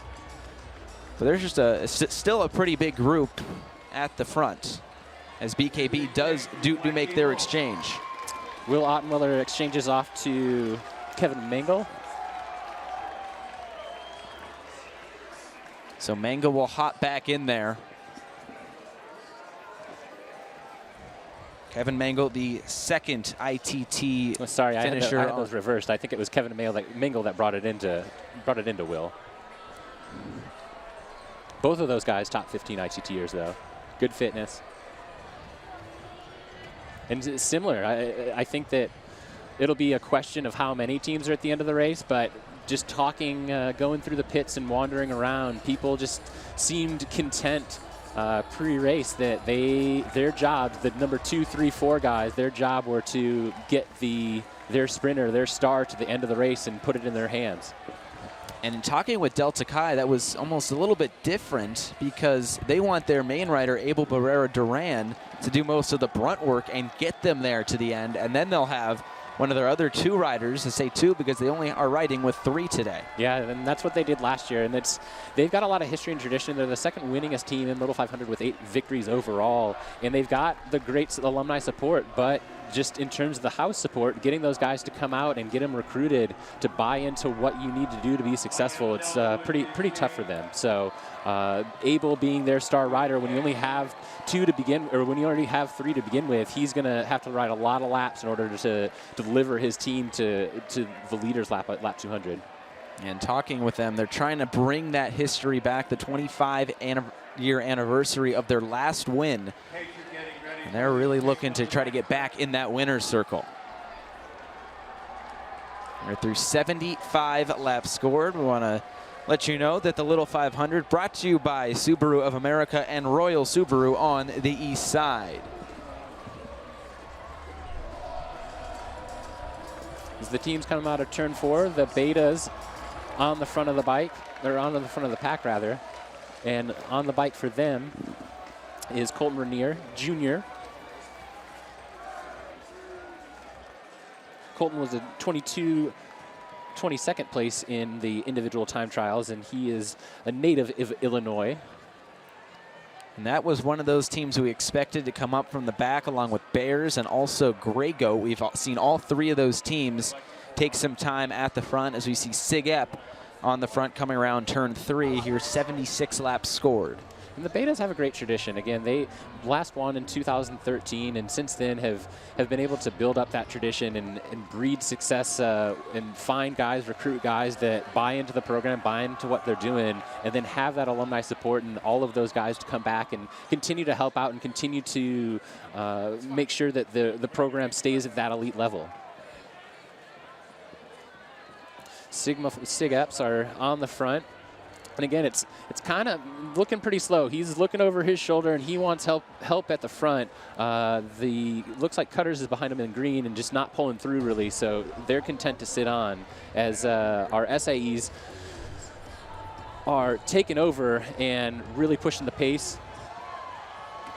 And that is Joe Krahulik on the bike in his 4th race for SAE, looking to go out a champion. And for him in his 4th race, you have nothing to lose. You have to put everything out there and in just nothing to lose, go for it. He has won individual time trials twice. He holds the 2nd and 3rd fastest times in the history of that event. Of course, Hans Arneson, our ITT record holder, but Joe Krahulik is the 2nd and 3rd fastest times, and that means that's a long list of people that you're pretty impressive with. And SAE has 3 seniors this year, as we see Pi Lambda Phi coming in for an exchange. And coming out on the turn 1 is Grey Goat, setting up for an exchange on the backstretch, and behind them, the Cutters. And now we're going to send it down to Eddie Cotton, who has a report on the field. Hi, I'm here with Eric Andrews here from Beta Cycling. What is your impressions of how this race has gone so far? You know, it's surprisingly slow. It seems like there's a lot of teams really trying to conserve energy, expecting some fireworks later in the race. So right now we're just kind of hanging out and trying to keep it clean. Now, we talked to you before the race about how you helped to establish this program. What went into that, and how valuable of an experience is this now? It's pretty incredible sitting here looking at the guys behind me and looking at the guys on the track and all the guys who came before us. You know, we're really a values-driven program, and you know, when you set out to build something, you know, my big brother in the house created this team, and I've really tried to continue that value set and that passion, and you know, I think that has manifested itself in this team today. All right, perfect. Thank you very much. Best of luck. Thank you.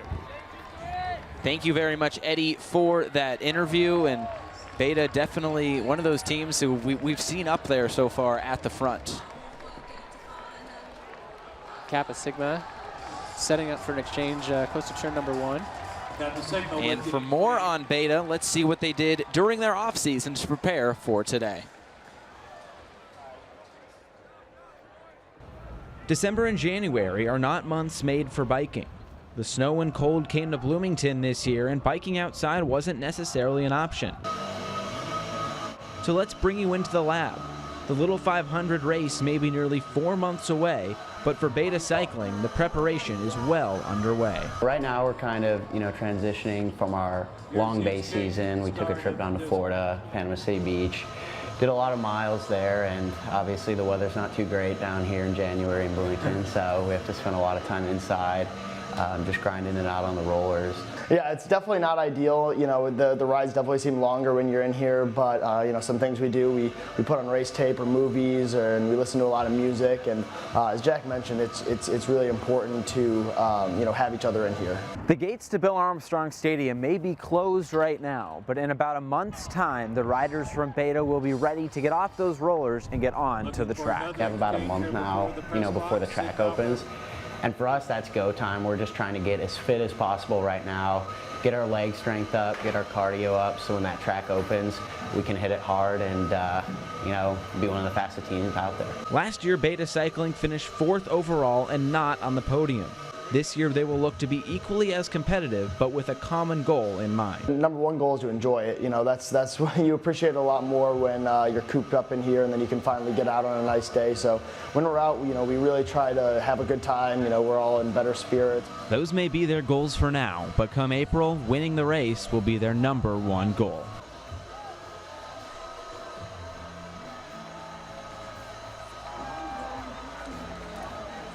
So that was more on Beta Cycling, led by Jack McNamara, their captain, a Riders Council member. And he's pulling it around turn 2, and he's still out front right now in this race. And when we talked to him earlier this before the pre-race, his teammate said that Jack's going to be the one on the bike for the finish. Jack, great figure in the Little 500 community. He serves as the president of the Little 500 Riders Council, which is a group of about 20 undergraduate students that all have at least 2 or 3 years of experience in this bike race, and they're on the men's teams and the women's teams and help to teach and educate the new riders of what's going on out here, and are really a great impact on the bike race and making sure it's safe and competitive for all those involved. And it goes very much back to what Dan Smith was saying at the Open, that in so many different capacities, Student Foundation offers leadership development opportunities where, of course, you're coming to IU, you're coming to Indiana University to get your degree, and that's going to be the most valuable thing that you take away. But all of this time and energy spent at Little 500, on your team, on Riders Council, on the steering committee, you're learning all of these other skill sets that are going to be with you for the rest of your life, that in a lot of ways are going to be more help you along the road more so than the degree does. As we see Jet Black trying to get back into this race, Sigma Phi Epsilon also. How much could it wear on a team that potentially, if you're leading the pack for too long, could that affect you later on in the race? Well, sure, and it's just like It's just like auto racing, where if you're on the front, you are expending the most energy. So being second wheel, third wheel, you're saving 33% less energy by drafting. And for us today, again, it's a little bit of a slower race, but you don't just want to be on the front trying to drive it the whole time, because you're going to get all tired, and then everybody else is going to be able to sprint around you very quickly, as we see coming to turn 1, our orange team of Sigma Chi probably setting up for an exchange in that turn 3 pit. And that turn 3 pit on the very far left is where Cutters has been in the past few years. And so for them, as the pole team, they like those end pits because you only have one neighbor, and you have that extra real estate that isn't part of the other pits, where they can continue on with that exchange if they have to. Is that a lot of what goes into pit selection, is not having a neighbor potentially? Yeah, it's a little bit of strategy, but you'll see down on the front stretch as we come across the start-finish line, both SAE and BKB, we were talking to them earlier, and that's why they picked their pits, because you've got that empty space on either side of you, so they too only have one neighbor. And again, we've seen earlier where we have some crowded exchanges coming in, those teams have to communicate really well in order to get the exchanges off when there's more than one going on at a time. As we see Chappie Blackwell waving that blue flag with the orange stripe right through it to tell teams to move to the outside. We're kind of getting into that area where teams are falling out of the race.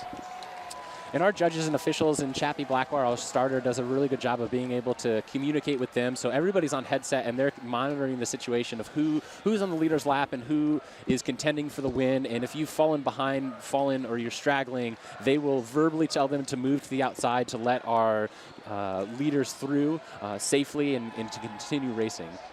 And now we have another guest up here with us. It's Zach Osterman of the Indy Star. Zach, welcome to the broadcast. Thanks for having me. 2 years in a row, I didn't think I'd get asked back. I know. Well, I want to start this by saying the only reason you got asked back is because I made a little bit of a blunder, and I needed to correct the record.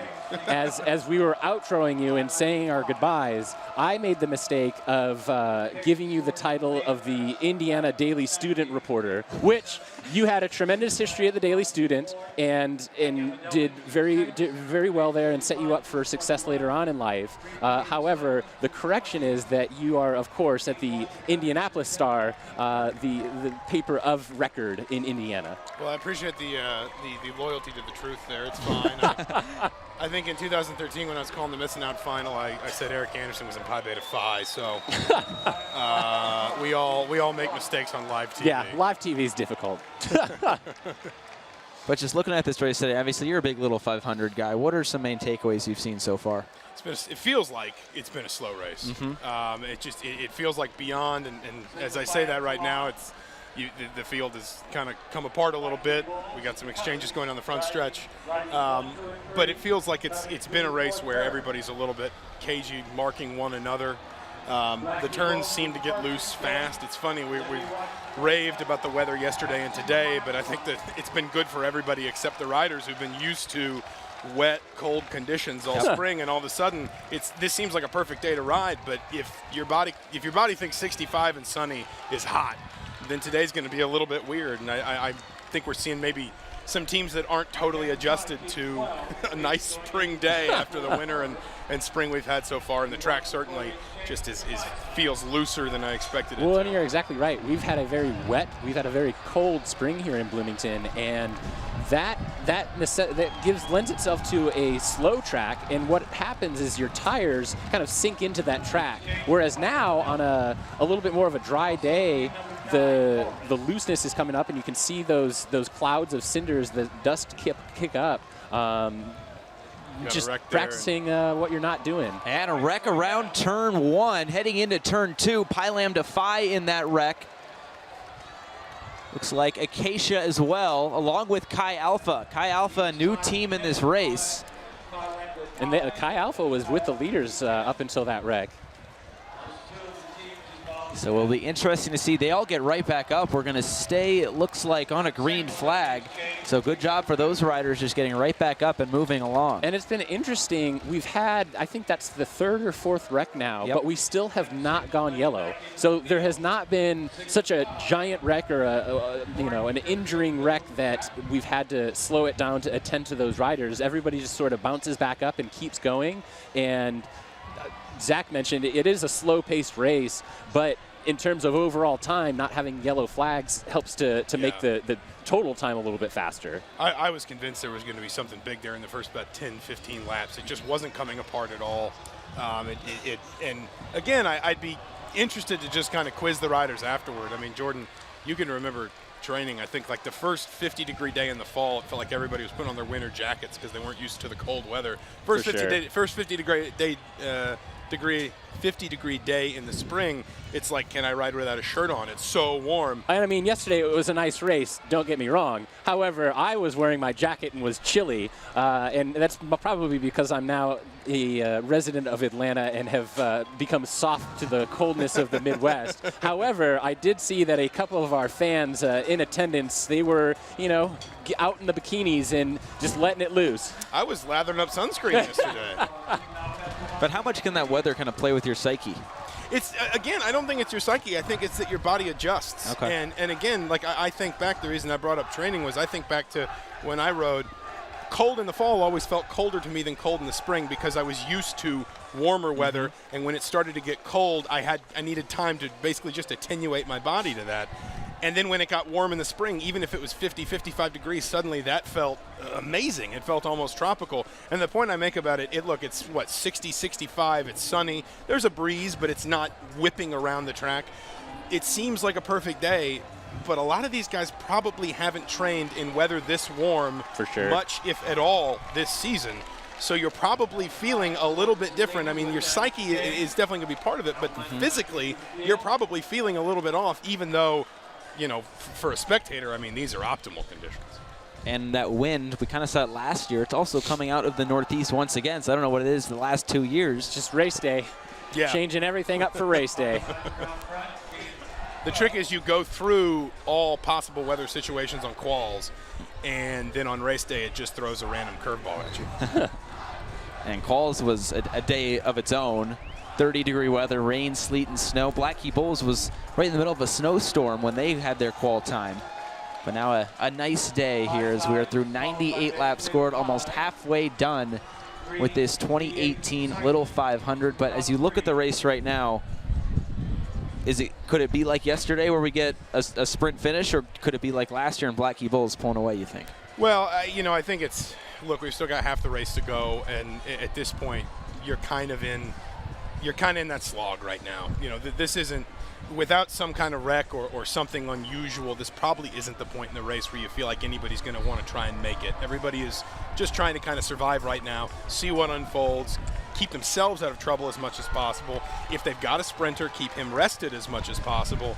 I think that you'll see some accelerations just based largely on exchanges, but could it be a sprint finish? I think that's something we're going to get a better answer to starting at about lap 160, 165, because invariably, I mean, I think coming up here, I counted 20 teams still in the lead lap.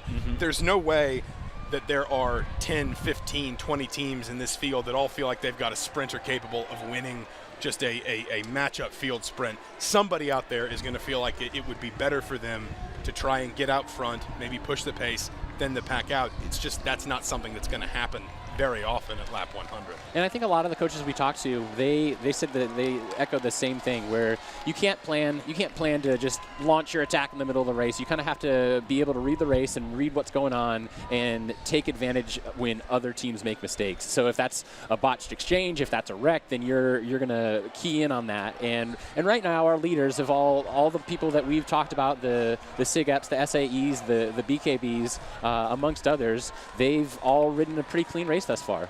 Yeah, I think SIGEP and Cutters have really stood out to me with the way that it feels like, and I keep saying things and then the opposite happens on the track, but generally it feels like I've been seeing them in the front half of the pack a lot. I've been seeing them take pulls, but maybe not force themselves into the wind too much. Yep.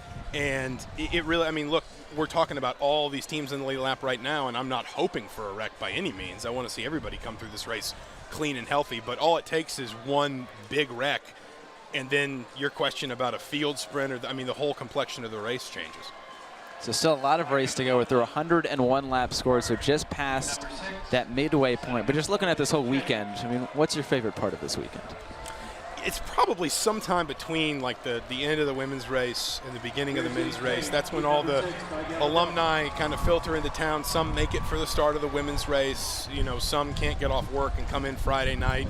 That's when the town really just kind of seems to have the biggest Little Five vibe. Not just the parties, but look, it's for those who ride or rode, it's as much just kind of the fellowship and the brotherhood. Yeah, exactly. And so I think that Friday night and then Saturday night is just kind of when everybody cuts loose a little bit, and everybody around the race is able to just take a breath. And Jordan will remember that better than me. All of that pent up pent up stress is finally released, and you're done, and you're at peace, and you're calm, and just looking to celebrate and be joyous. And then sleep all Sunday. Yeah.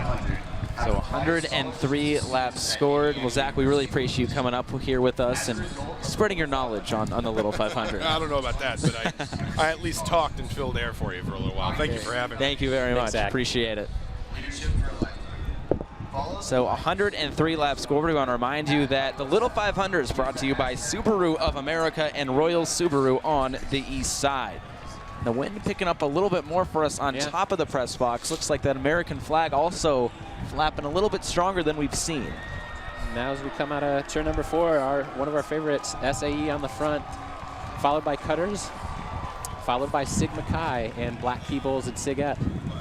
So we've seen those top teams that we expected to be there. They have been there all afternoon long so far. And again, I think that also having ridden a great race so far, Bears and Beta Theta Pi definitely have been up there, as have the Grey Goats, our runner-up of the 2017 race. And Grey Goat's been a team that has been impressive, obviously led by Sam Stratton coming out of that 14th spot, but then you got 2 freshmen and another junior who didn't ride last year. So you got one experienced rider as we see Cutters coming in for an exchange. Yeah, and it's their 11th appearance in team history, this 2018 race. 11 for 11 so far since dating back to 2008. Their highest finish, again, as I mentioned before, was last year at that 2nd spot. And they had a pretty good team pursuit, coming in 8th place for the team pursuit event, 15 laps against the clock.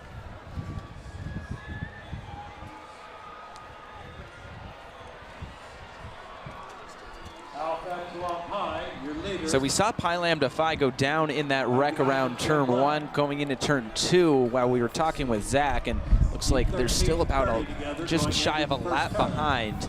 So yeah, still a lot of work for them. For him, it's tough because you know that they're coming up on you, and you almost have an entire lap that you have to make up. And as the wind's picking up, there's nowhere to hide really, because there's a good group of about 20 in that peloton. Some of them on the leader's lap, not all of them though. And then there's just maybe another scattered 10 to 12 riders, just solo and single throughout the rest of the track right now. So 106 laps scored. Pi Lambda Phi now coming in for another exchange along the front stretch. Probably you see on the right side of your screen. Swallowed up by the pack right here on this exchange to go to lap down. And coming around the outside, we've got SAE going to set up for an exchange on the front stretch coming around, and on their wheel, Forrest. Looks like Beta trying to take that wheel as well. Beta and Sig Chi. So Sig Chi, they still got to go all the way back around. So this could be a decent swing for Sig Chi if they can get this right. That's pretty aggressive. You got to like it. And again, that's just one of the sort of strategies of having that pit, that you're not necessarily marked all the time. And those guys right now, they've got a rider with 1 year of experience. David Holdcamp, their senior, has 2 races under his belt. He was 6th overall in ITTs. And Nick Faupel, also a senior, has 1 year of experience from Henderson, New York. So Sigma Chi makes their exchange over near turn 3. And a pretty good exchange there, and they'll just hop right back into the pack. Coming around turn 4 now. And again, Sigma Chi, they have a good tradition. They won in 1994. 1 win all time.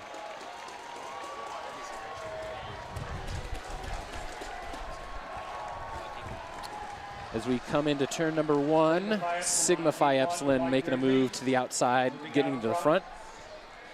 Kappa Sig really trying to close that down, stringing it out, and said, we're not going to let you off so easy with that. It looks like Charlie Hicks set to come back onto the bike. So how would you say that Sig Ep has ridden this race so far? They've been towards the front for most of the day. They've stayed clean, and they've put out energy when they needed to, and crowded exchange going. It looks like Kappa Sig elected not to do the exchange that time around. I don't think the rider could get out of the middle of the pack. So he'll have to work on that. But how kind of dangerous can that be for a rider that wants to exchange but then gets stuck in the middle? You know, it depends on how tired they are. If they're in the middle and they're stuck, then you're just going to go backwards and get spit out the back of the pack. Hopefully he can sit in and recover a little bit and be able to make another go at it in a few laps. As Noah Voiles of the Black Key Bulls is coming around on the outside, coming out of our turn number 4 to exchange off to, looks like Kevin Mangle of Valparaiso, Indiana. So that's a clean exchange there for Black Key Bulls. But now we're going to send it down to Eddie, who's on the stage with a very special guest. Thank you very much, Josh. I'm here with Dave Blaze, the Little 500 legend that Breaking Away is named after. And tell me just a little bit about your experience when you first saw the film. Well, I was just very excited about the whole thing. In fact, I had heard that Steve Teschich had written a screenplay about me called Eagle of Naptown, and later found out that when he tried to get that produced, why the studio wanted him to make changes. And then later, he wrote another screenplay called Cutters, which had nothing to do with me or the Little 500 or biking. But anyway, he tried to get that off the ground, and they squashed that as well. So Peter Yates, who was the director, had suggested he combine the 2 scripts, and that's what he did. And that was accepted as the script for what became Breaking Away. So anyway, when Steve called me back in '78 and said, hey, we're making a movie down here, and we want your name to be the main character and all of that, and I said, sure. And anyway, I came down and then ended up being in the road race, and then they hired me to be the announcer for the Little 500 portion of it. And of course, to have something named after or based sort of on your own experiences, it was very flattering, and it was a wonderful experience for me. And I think the thing that's great about it is not so much that it was about a bike race, but it dealt with all the issues that youth have in growing up. So yeah, it was a delight to be a part of the whole thing. And what does it mean to you to have that movie be a film that almost everyone before they get to Bloomington has to watch? I mean, I watched it last night. Yeah, well, it's great. I mean, I'm happy that that it was as popular as it was and is, and so sure, it's a great pleasure to know that I was part of something that gives so many other people pleasure. Now, what do you personally remember about your biking experience here on campus? Well, I mean, I started out as a nobody, and through hard work, I got up to a point where I was perceived to be a threat.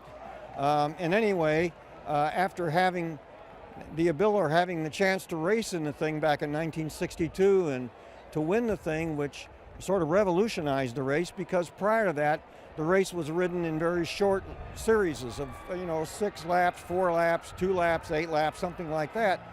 And I rode the first 40-some laps before exchanging, and with our success, and by having me ride as much as I did, it demonstrated that you could have success doing that. And what happens when you do that is packs form.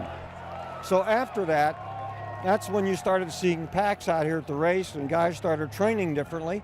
And it's really made the race a lot more competitive and open to a lot of teams that maybe in the past would have never had a chance. So instead of being a threat to the race, it really saved it and made it even better.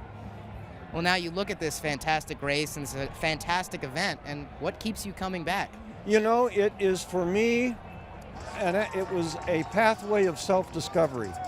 I didn't think much of myself before I got involved in this, but having suffered in preparation for this and having gone through this experience, it gave me, I gained in self-respect, which helped me to actually evolve into a more complete person. So for me, it was more than just a bike race. It was a life-saving experience. So of course I come back every year. It's like going back and being reborn a little bit. That's perfect. That's beautiful. And thank you very much, Mr. Blaze. You're most Really appreciate it. Back to you guys. Thank you very much, Eddie. We have another very special guest back here up in the booth. It's Tyler Hart of Black Key Bulls, and now surrounded by Black Key Bulls up here. How you doing? Good. Thank you for being with us. Just you're coming back as an alumni of Black Key Bulls. What does it mean to come back to this race every single year? It's definitely special to come back to Bloomington for the Little Five every year. It's hard as an alum sometimes to not be out there on the track and to have a role to play in the actual race itself. I definitely get nervous watching the guys, but it's fun and have a good time seeing everybody that I raced with when I was a rider here at IU. It's more nerve-wracking as an alum than it is actually on the bike, isn't it? It is. You kind of wish that you could reach out your hand and give them a push, or I always tell people if I could control them like a puppet, I would, and drag them around the track. You wish you could do something. But yeah, you just have to know that it's in their hands and that they're prepared for it, and they're going to do the best that they can. So it looks like Cutter's going off the front now, maybe setting up for an exchange. As Cutter still has to get a bike over here as they're going to do a bike-to-bike exchange. They're going around turn 2. A lot of that goes in race day. You've just got all that personnel that they have specific jobs, and the mechanic is one of the most important of all because they have to basically be doing 365 and keeping track of where their rider is, and they're the first to respond to a wreck. They have to know when the exchange is coming in to be able to get that new bike for the new rider getting on. As Cutter is now coming in to make their exchange around the front stretch. Really a large gap for them. He'll slot right back into the front. So the rider that just got on, he again doesn't have to expend a lot of energy in order to be the fresh rider on. So Tyler, you've presumably been down there next to the BKB pit, but what's it like seeing the race from up here and be able to kind of look at the broad scene of things? Yeah, this is really, really neat to be up here on top of the press box. It's really one of the few places where you do get a really good view of everything. It's difficult when you're down low to see around some of the tents and the medical tent and the cars that are on the infield, and that's something that the teams really do have to contend with during the race. If there's a crash that's behind the tent or is obstructed by something else, it can be difficult to see, and you may lose time during that. So a different view up here, it's neat to see. I always tell people, particularly when I was race director, that I would always watch it from inside the press box with our PA announcer, Chuck Crabb, and then that's where we run the timing and scoring system. And it's climate controlled and it's nice, and you don't have to deal with the elements, and you can see everything. And again, it's fun to have the alumni on the back of the pit and supporting the guys and be able to touch them and give them advice or give them input as they're coming in, or just those words of encouragement is really what it's all about. But the perspective from there, it's such a bad place to watch the race from that press box is great, stands are great, and everybody here in attendance is having a good time today. Or at least watching it on TV as well. Yeah, catching the broadcast. That's where I would watch it from. Streaming around the world. So what's kind of been the word of mouth going around there in the BKB pit? Do they like where they're at right now?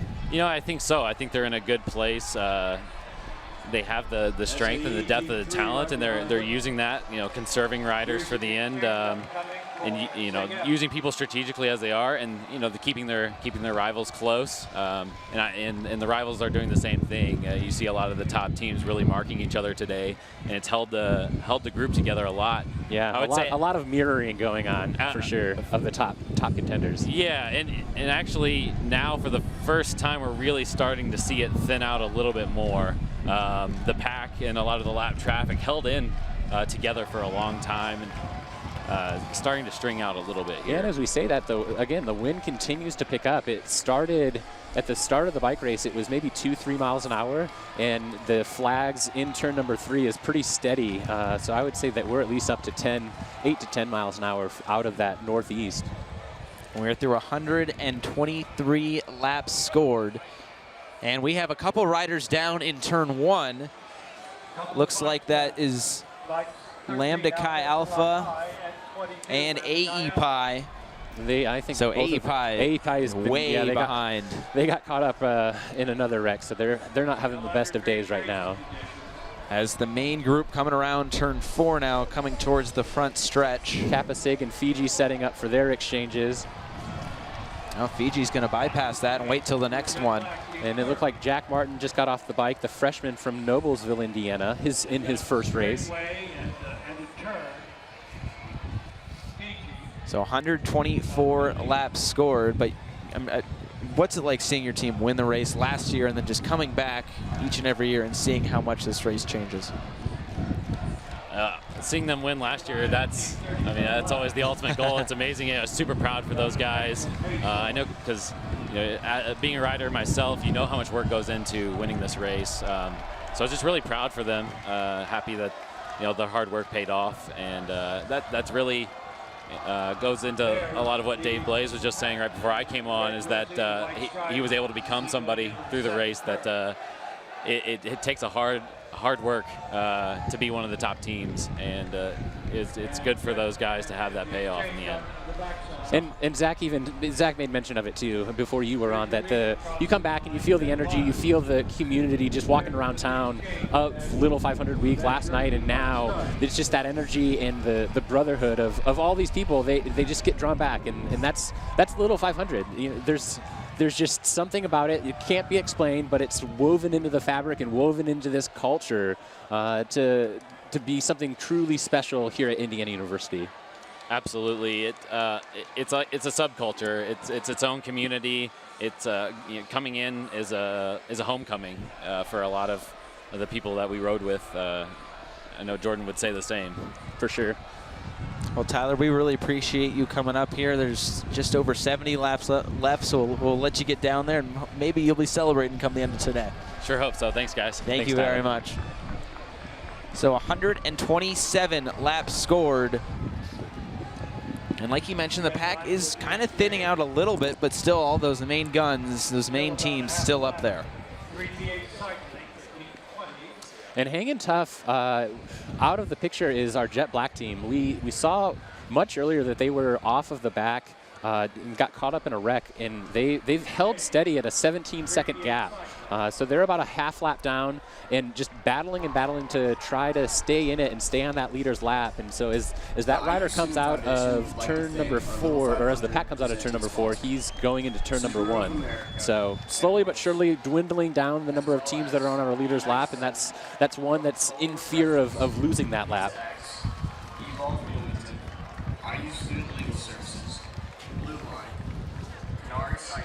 So Black Key Bulls and Beta out in front, along with Sig Ep, who is just in front of them. Looks like he's the Sig Ep rider looking for where the rest of the pack is to maybe find a wheel. CTs, Wildman imprints, and third bank.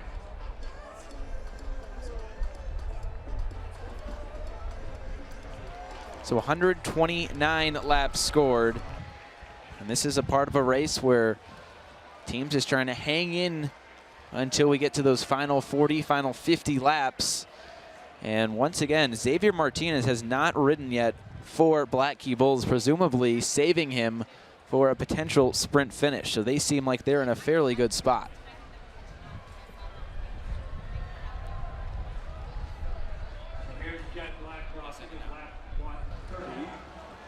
And a lot of riders riding in this race, but some are riding for a bigger cause. We send it to a package now, but riding to Riley Hospital.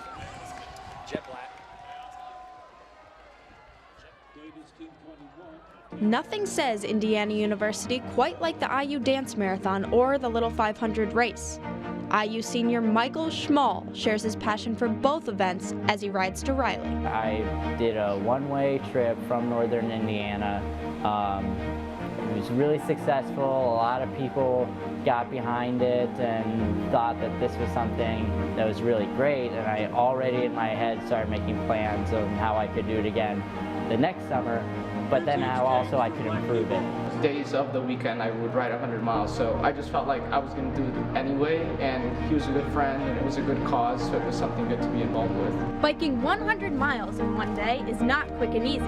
Those who participate in the Ride to Riley bike 50 miles from North Indy, stop at Riley's Children's Hospital to spend time with kids, and then bike another 50 miles to Bloomington. I was strong enough to do it, and I was really inspired by the kids and what they go through at Riley on a day-to-day basis. Obviously, I figured out how far I could push myself because I could not move after that ride, but then also got a lot of joy in knowing that I helped raise a good amount of money for Riley. With the Little 500 race approaching, Michael Schmall and his teammates have been training since August when they rode to Riley. But Schmall's passion for helping children in need does not stop here. We'd love to have more people come out and join us, so if you want to put the pedals to the metals and help support the kids at Riley this summer, we'd love to have you. Schmall has raised over $2,000 for IUDM over the past 2 summers, and he doesn't plan to take his helmet off just yet. Me and this little bear that I've had on my back for the past 8 hours are gonna go walk inside, and we're gonna hand it off, and then I'm gonna go get a really big chocolate milkshake. With the IU Media School, I'm Molly Levine. So a fun story there, and just most of what makes this Little 500 so fun and unique. And Michael Schmall on the bike right now for Jet Black. And actually, I had made the mistake earlier. I thought that they were down 17 seconds, but the reality is they actually had caught back up to the leaders after their initial wreck, and now they're leading the bike race. So they're off the front by a healthy margin of that 17-second timestamp. In addition, like geography-wise, it's over a straightaway lead right now with more than 75 laps to go. How much can that wear on a team just being that far up? Again, last year the Blackie Bulls were able to do it, and it seems right now that people aren't necessarily too concerned about what Jet Black is doing. They are aware of it, and they're just letting it go. And with the wind as strong as it is today, being solo out there out front is very tiring for him. He's putting out much more energy. But on the flip side, 135 laps have been scored. If the pack plays too much poker in the back, they might be able to let him get even farther, and then he could get a whole lap on the field. So we'll see how it happens. And they're going in for an exchange right now as the teams come into turn number 1. And usually what you'll see when it's a mid-race attack like this is you've got your 4 riders, and you can go through a rotation and hold it for, call it 20 laps. But once you go back through that rotation again, after that individual rider has put out that effort, it becomes much more difficult the second time around, and that's when the field usually starts to draw back in. So right now it's still holding steady at about a straightaway. 136 laps scored, so Sig Epp right now actually in second place is Sig Kai potentially setting up for an exchange, trying to burn around turn 1 and into turn 2. And Sig Epp's really showing their fitness. They're riding really well. I think that they learned a lot last year. Again, they were kind of like Jet Black, where they made some moves in the middle of the race and tried to get off the front of the bike race and ended up getting spit out the back when the BKBs made their move late in the race. And I was talking to Coach Skivett earlier this afternoon, and he was saying, their goal is to really play it smart and not necessarily exert too much energy more than they need to get to lap 200. So Sig Epp definitely one to watch here in these last 63 laps. Blackie Bulls also right in there, SAE. All those big teams that we expected are still right there, but it's Jet Black out in front, coached by Courtney Bishop, with just a bunch of different riders from different teams in past years. Michael Schmall was riding for SNU last year. Patrick Wisdom did not ride last year. He was actually part of the media riding for the IDS, but now he is back in the race this year for Jet Black. So something to watch is now Grey Goat potentially burning around turn 1, but it's still Jet Black as they're around turn 2, so they still got a pretty sizable margin.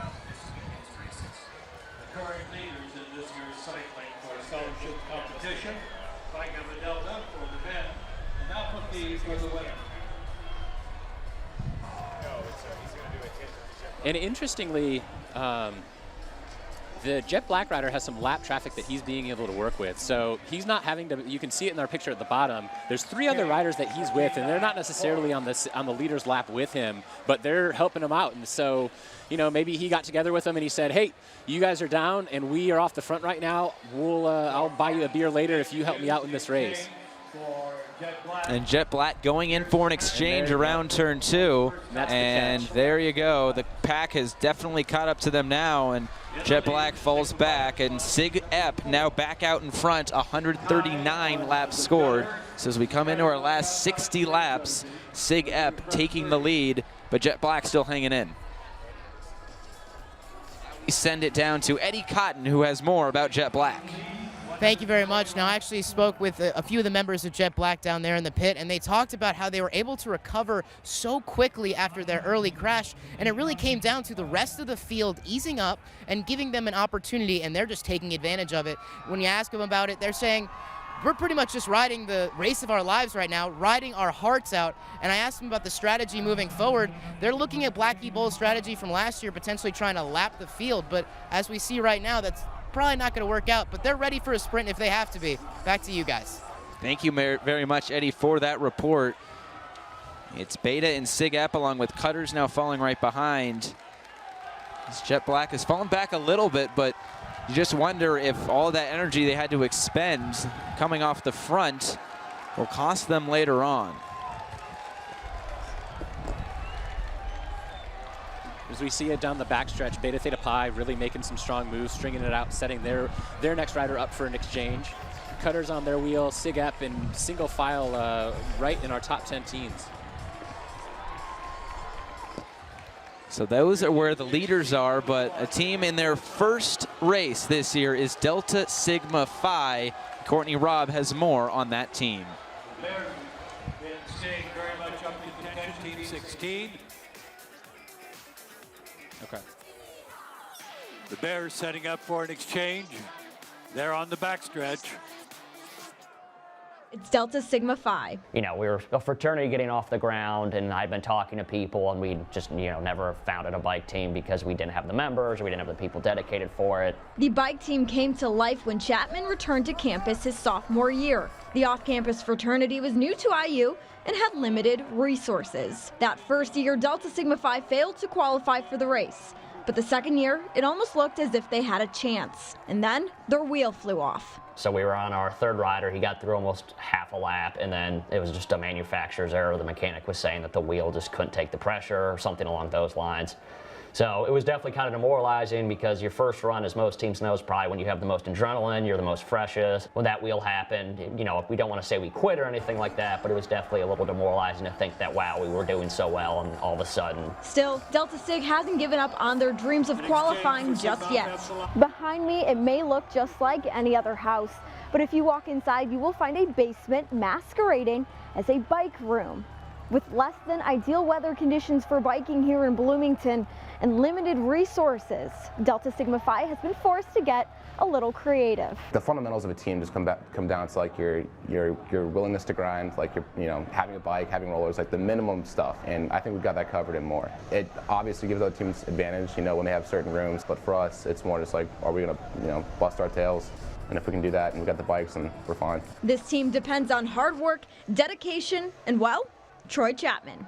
Yeah, I don't know what we'd do without him, honestly. He's been on the team for 4 years now, so he knows all the ins and outs. Troy has really kind of gone out and sought advice from other people, other riders, other captains, and he's built, a pretty stable program. For Delta Sig, the Little 500 is less about winning, but more about creating a legacy. I like to think that, the underdog story is the people you want to root for, just because, we failed, we know what it feels like to, come up short, and that's a terrible feeling, but I think it'd be really inspiring for me, at least, to see that after 2 years, I could actually finally, in my senior year, ride. It'd be kind of at least a storybook ending for me, and hopefully something that would kind of revitalize our team and get people motivated for the future, seeing what it looks like.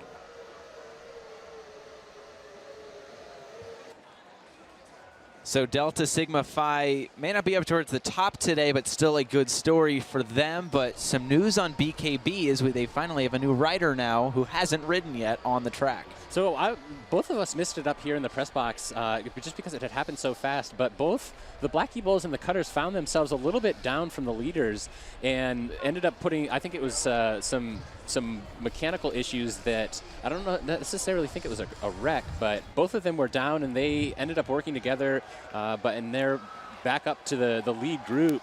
The SAEs and the SIG-EPs had put it hot for a little bit, but everything's all back together and it slowed back down again.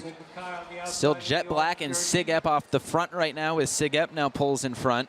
Kappa Sigma also up there, along with Sig Chi and Fiji in that candy striped jersey. So we're through 147 laps scored, so almost into the final quarter of this race. Is this kind of where you expected things to be at right now? Yeah, I think so. The race actually is doing pretty well time-wise. So we're on track to be probably right under 2 hours and 10 minutes. Last year the race went over 2 hours and 10 minutes, and the race record, of course, is 2:01, but a lot goes into that. So I think that we'll probably end up about 2:05 to 2:10 a lapse time overall. The Little 500 is brought to you by Subaru of America and Royal Subaru on the east side. So 148 laps scored. And we have ourselves a pretty solid finish coming up if things hold as they are right now. And Josh, last year it was same sort of thing. We had a lot of teams all together, but as we know, in this bike race, the last 50 laps are where you really separate the men from the boys, rather. And that's where the race gets hard. So I expect we'll show a lot of these teams off and set ourselves up for a great finish. And now we send it down to Eddie Cotton. Thanks, guys. I'm here with Charlie Hammond, BKB legend and defending champion. What's it like being back as a defending champ? It feels good. It definitely, when you come back off of a race win, there's no like bittersweetness there. It's just sweetness. So I'm very happy to be here. I'm very happy to see my team in yellow. So it's good. Now you've been in the pits this entire race. What have you seen out of this race so far, and what do you think it's going to turn out to be? Yeah, it's been a pretty interesting race. There's been a couple crashes. Jet Black was up like a half a lap. That was a little scary at one point, but I think it's all good now. We actually just popped a tire, which we really lucked out because it happened right in front of our pit. But if that would have happened on the backstretch, we would have probably lost a half lap. So it's been an interesting day. It seems like cleaner than I expected, especially with how dusty turn 1 is, but it's going to be a good one. I think it's going to be a sprint finish. And then looking at Xavier, he's the second ITT rider. He's seemed to be a little bit rested, but now we see him out in the field. What have you seen out of him, and how confident are you in him? I'm very confident. So this is actually his first set. He didn't enter the bike race until at lap 140 or something. He got dealt a little bit of having to catch back on after our flat, but I'm really confident in him. And he's been chill this whole time. Like, he's just vibing out, and I love it. I love to see it. And lastly, how meaningful of an experience is it for you to now be almost like a coach for your guys? Oh, it means so much to me, especially seeing these seniors kind of come into leadership roles and seeing Xavier grow up on the team, and they've just matured so well and really hold themselves with the utmost character, and that's what it really means for us to be BKBs, is like to be those nice people, even if we're the best team or the worst team. Thank you very much, man. Best of luck. Yeah, thank you. Thank you very much, Eddie. And Blackie Bulls still hanging tough with those 3 senior riders, but they're right up there towards the top. SAE off the front right now. And thanks for that reporting, Eddie. Again, it happened so quick, and we saw the scramble happening on the infield, and we just wasn't sure what the cause of that gap to the leaders for them was. And having a wreck like that, so again, with Little 500, the rules of the race, you're only allowed to have 2 bikes, and you have to share it between your 4 riders. And generally, teams try to match up as best they can in terms of fit and in terms of length for how tall people are to get on the bike. And if you have one bike go down, so like they did, they had to get a new wheel on there. Xavier's basically having to ride this until the mechanic Isaac Neff, who did it really quickly, be able to get that bike up and working again. So we've seen those mechanics be worked pretty hard here today. That's right. So again, another critical piece of your personnel, your team. It's more than just the 4 riders on the bike. A lot goes into it race day. 153 laps scored. We are finally in this last quarter of the bike race. Beta right now off the front, and they look like they're picking up some speed around turn 1, potentially going into an exchange coming around. And I really think that's interesting. The interview down in the pit that Eddie just did, Charlie made the comment that this was Xavier's first set. And it was funny last year, 2017, Ryan Knapp coaches both the Thetas who won yesterday, and they won last year, of course, and then he coached the BKBs and Thetas again this year. He's been implementing a very, very similar strategy for both races. So Xavier is on the bike right now, and he's fresh, has not ridden all day. This is his first set, and he's just throwing it down to these riders that have been in for quite some time. And you can see Ryan Knapp in the pit right below us signal one more lap to Xavier, who is coming around now halfway done with this lap. And I think he'll exchange. I think right now just using Xavier's freshness to get a little bit of a gap to shed some of those teams. So Sigep will come up very quickly on them. But Xavier goes around again, so he's continuing. So behind him are the Sigeps and the Cutters working hard to get up. And now Joe is about a full straightaway lead as the race is completely strung out and single file and very quick. So a bold move from Ryan Knapp to send Xavier on another sprint lap to try to gain some separation. It looked like Sigep and Cutters also followed suit to try not to fall too far behind. And behind them, Grey Goat and Beta. So I think it'll come back together, but you're at least making the other teams a little bit nervous, given the history of what they did last year. And a good exchange from Black Key Bulls. Sigep, Fiji, Pylam, and Cutters all setting up, but they're going to bypass once again. So now you've got Noah Voiles on the bike. The Sigeps and the Cutters look like they're trying to go in for an exchange, so he just gets right on the wheel and he'll get towed around the track. Grey Goat in there as well. So this is kind of that part of the race, like you were saying, where things are going to start to pick up. It's a little bit early. It's a little bit early. Last year, the fireworks really started to get underway at lap 170, 175, and where you've got 43 laps remaining. And here comes Sigep now for their exchange. And so let's watch Noah and see what he does. He looks behind. He doesn't want to punch the gun too fast. Cutters at the last second basically pulled into their pit and decided to exchange. And now they have some work to do to catch back up. So again, here we go. It's coming together. But we've eliminated some of those other teams that were still on our leader's lap, and now we're down to the big boys. I think we're in that main group right now. There's definitely less than 10. Grey Goat also hanging strong in there. As now Forrest coming in for an exchange on the front stretch along with Kappa Sigma. They're setting up for one. And with Little 500, it's fun. You know, that was one punch. You know, and it's like boxing. So you're throwing a punch and you're feeling how that went. And so often it's not the first punch, it's not the second punch, but sometimes those counters that you really start to break people and break the race wide open. Kappa Sigma was setting up for an exchange, but the rider on the bike nodded his head and said, no, I'm going at least one more. We'll see if he sets up for one more now on this lap. 159 laps scored. Receive a free piece of vintage swag or $2 off new merchandise. So now 40 laps to go. Joe Krahulik out in front now for SAE. I actually think that's his brother, Rob. Those are Krahulik's. They look the same. Yeah, there it's you that go. big frame, wide shoulders. So his younger brother in his first race doing a terrific job today.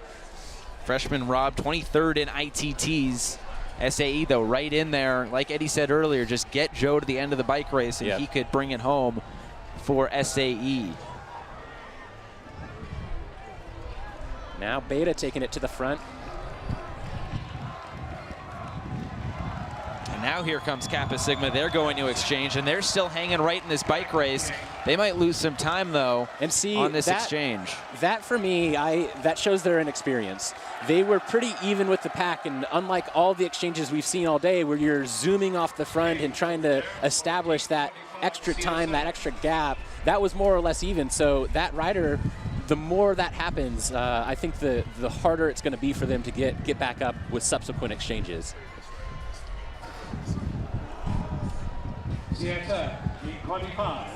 Sigma Chi also hanging in there. That 7th team in qualifications. They have that turn 3 pit. Phi Psi, though, right out in front, and they're a team that has hung in there, a bunch of rookies, but they have hung in all day long. On the bike for Phi Psi right now is Albert Laval, sophomore from Clarendon Hills, Illinois, riding in his first race. All of these guys riding in their first race, and it's an impressive feat what they're doing right now. The 50th anniversary of the 1968 title for Phi Kappa Psi, and they're just happy to be back in this bike race right now. There you go. Phi Kappa Psi coming off the front, coming out of turn number 4, going into turn number 1. Phi Psi's in pursuit, team 12. So it looks like they're going to come in and do a bike-to-bike exchange, which is being set up at the moment as they come around turn 2 out in front of the main pack. And it'll be Albert Laval to Brian Emmons on the next time around. Brian is a sophomore in his first race. Bloomington, Indiana native. It's people in the Phi Psi pit telling them to make some noise. They come in for the exchange on the left side of your screen. Let's see. This looks to be pretty solid. Very comfortable for him. And now Fiji coming off the front, along with SAE and SIGEP following him. Bears also right behind those 3. So is this a spot in the race where you're maybe trying to set up your sprinter, either whether he's on the bike right now, get him off, or potentially get him some time? I think that you're playing, whereas you start the race and you're trying to go through that rotation. When you get to the last 50, you have to do a little bit of math and figure out, okay, if we want to put our sprinter on at lap 195 or 190 or whenever it may be, how do we approach this? What's our rotation going to be like moving forward? So now going on to the bike for SAE, it's Sean Marks, another senior for this team, rode in his first race last year. He has a little bit of catching up to do, along with Fiji, who has now fallen significantly behind those leaders. So it looks like BKB setting up for an exchange.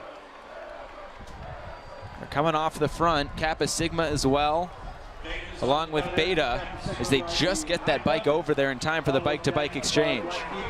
So Beta, Black Key Bulls, and Kappa Sigma all going in for exchanges along with Phi Delta. So they bypass the exchange. So we're seeing some extra burns coming now right now. Yeah, these are some punches, counter punches. And honestly, that he was ripping it down the front stretch and was ready to go, and got caught by the SIGEPs, who's marking him now, and he might have been a little bit better off to do the exchange 1 lap earlier. So now this is going to be a marked exchange for him coming out, and give an opportunity for SIGEP if they want. They can roll this. So here comes the exchange for Black Key Bulls. And see, so they're kind of off the back a little bit, and that would have been a good opportunity for SIGEP to really punch it.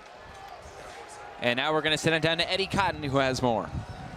Josh and I talked to some of the guys over at Phi Psi who are doing an incredible job so far in this race, and I just asked them about their strategy and what's going into this performance, and they said the big key, staying incognito. They pretty much don't want anyone to notice that they're doing well, which now is not going to work because everyone sees them at the top of the field, but that's really their strategy. They're trying to make sure people don't notice them when they're at the front of the pack so they can make those late moves when the pack slows down, and we'll see how aggressive they get as this race kind of reaches its end. Back to you, Josh.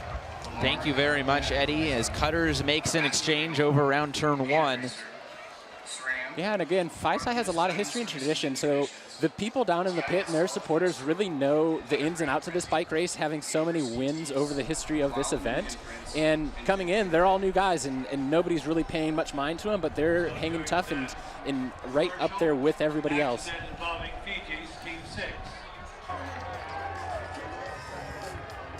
Fiji's going down just before the scoreboard. So Fiji is down around turn 1. They'll have to get another bike over there.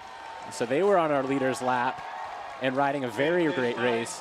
But just after their last exchange, they had fallen back. So now they're almost 3/4 of a lap behind. They have a lot of work now to do. That could be a crushing blow for them today. And again, at the end of the bike race, it's these mistakes that add up that are starting to shed some of the teams and really get down to the nitty-gritty of who we're going to see contending for the checkered flag in the Borg Warner Trophy of this 200-lap feature. So 169 laps scored.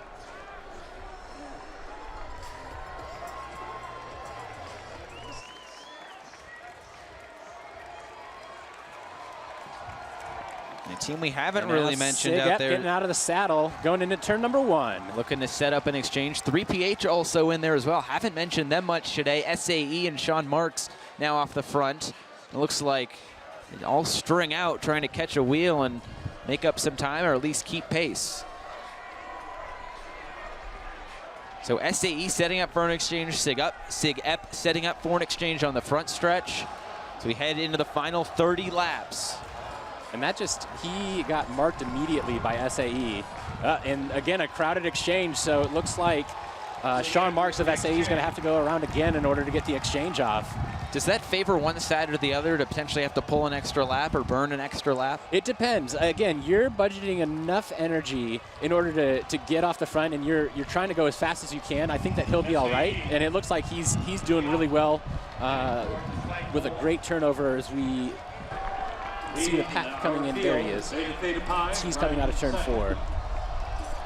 So Fiji's still and very far behind. It looks like they're setting up Joe to go back onto the bike. Could this potentially be the last exchange for SAE? Again, it was a very savvy move by Ryan Knapp in the women's race yesterday. He put Rachel Brown in, the second overall woman at ITTs, and she rode the rest of the race. I think that they wanted to get her out at some point, but ended up just saying, hey, finish it off. On the men's race, the Sig Epps did something similar with Nick Torrance, who we interviewed at the Open, and he rode the last 15 or 20 laps of that 2015 race and contended for the sprint with the win. But again, we're 28 laps to go. 28 laps is a lot of laps to ask for one rider. And we also saw Grey Goat exchange on the back stretch, and they're still kind of hanging in there as well. Phi Psi and Kappa Sig coming off the front now. I'm impressed with Kappa Sig. Again, they qualified in the front row. They're in that 2 spot, and they are showing why they belong here. Led by their captain, Jack Bossler, a senior. A couple seniors, a junior and a freshman, but definitely some experience there. Jack's from St. Louis, Missouri. He's in his 3rd race.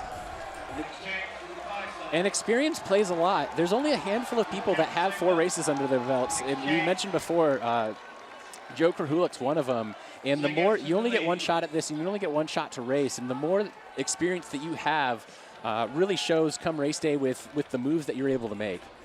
We just saw Kappa Sig make a exchange as well.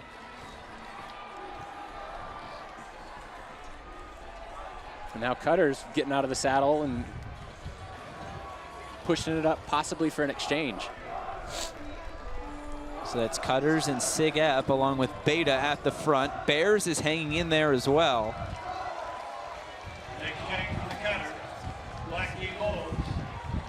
And let's send it down to Eddie Cotton, who has more on SAE. Thanks, Josh. I just talked with the guys at SAE, and they said they're going to probably make one more exchange before Joe finishes the race at the very end. They're not going to tell me who's going to come in the race, but they'll make that one last exchange and then hope Joe can finish them out. Back to you guys. Thank you, Eddie, for that good piece of information. So we just saw Joe Krahulik come on the bike. I asked the question, could that be it? But it doesn't look like it will.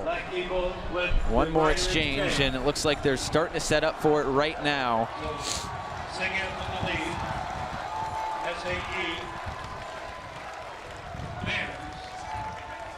And now as we near the end of the race, it is the pace is obviously picked up. Our speed is fast, and there's really no advantage. There's no advantage in these exchanges of the teams. They've gotten pretty sloppy with their exchanges, so no discernible gap when they're bringing it in, just sort of off the front. So we saw the Sig Eps and the Cutters, and now just BKB did an exchange that was kind of parallel with the field. And as we come out of turn number 4, Sig Ep and SAEs are there together. That's kind of been a battle there. Those two are right next to each other in the pits, and they've both been set up for exchanges on multiple occasions, but both have decided to go around again. Maybe it's one trying to play off the other. I think that they're at least being partners for now, and they're trading poles and being cooperative with one another to establish some sort of a gap to be able to, again, shed some of those teams so it's not an 11-up sprint or a 10-up sprint, that we get it down, whittled down to something a little bit more reasonable. It's like Ben Harris ready to come onto the bike for Sig Epp. And the guys have the bikes out, but they continue to ride. So Joe, again, elects not to do that. Exchange right there. Another significant moment in this bike race. Talk about the punches and counter punches thrown. We're seeing a bunch right in a row from these two teams. Pitted 3 and 4 in this race coming in. But right now, they're off the front. And the rest of the pack just trying to stay up there with them. Jet Black right behind him, Bears as well. Delta Chi has done a solid job of hanging around as well. It looks like now they're both going to come in for an exchange. So now they'll come back even with the field. And I really like what the Betas and the BKBs and the Cutters are doing. They just sort of sat in there, and there's a wreck right there. Sig Epp is down. White jersey is down. Sig Epp goes down. That is significant right after an exchange. And Josh, I think that's going to be a catalyst. That will be a catalyst if the field realizes it. It was behind the rest of the pack. But so again, if they don't see a white jersey in there. all day long, they got right back up, and so he's immediately on the bike and fresh. So how does this change their strategy now? Maybe want to set up more of a finish for their team. Now they have to play catch up and then finish. And he was so quick to get up that you can already see him in the picture, and he's going to make it back to the tail end of that group.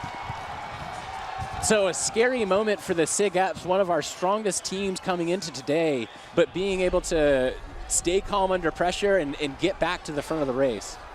180 laps scored, and now Cutters coming off the front and trying to burn for an exchange.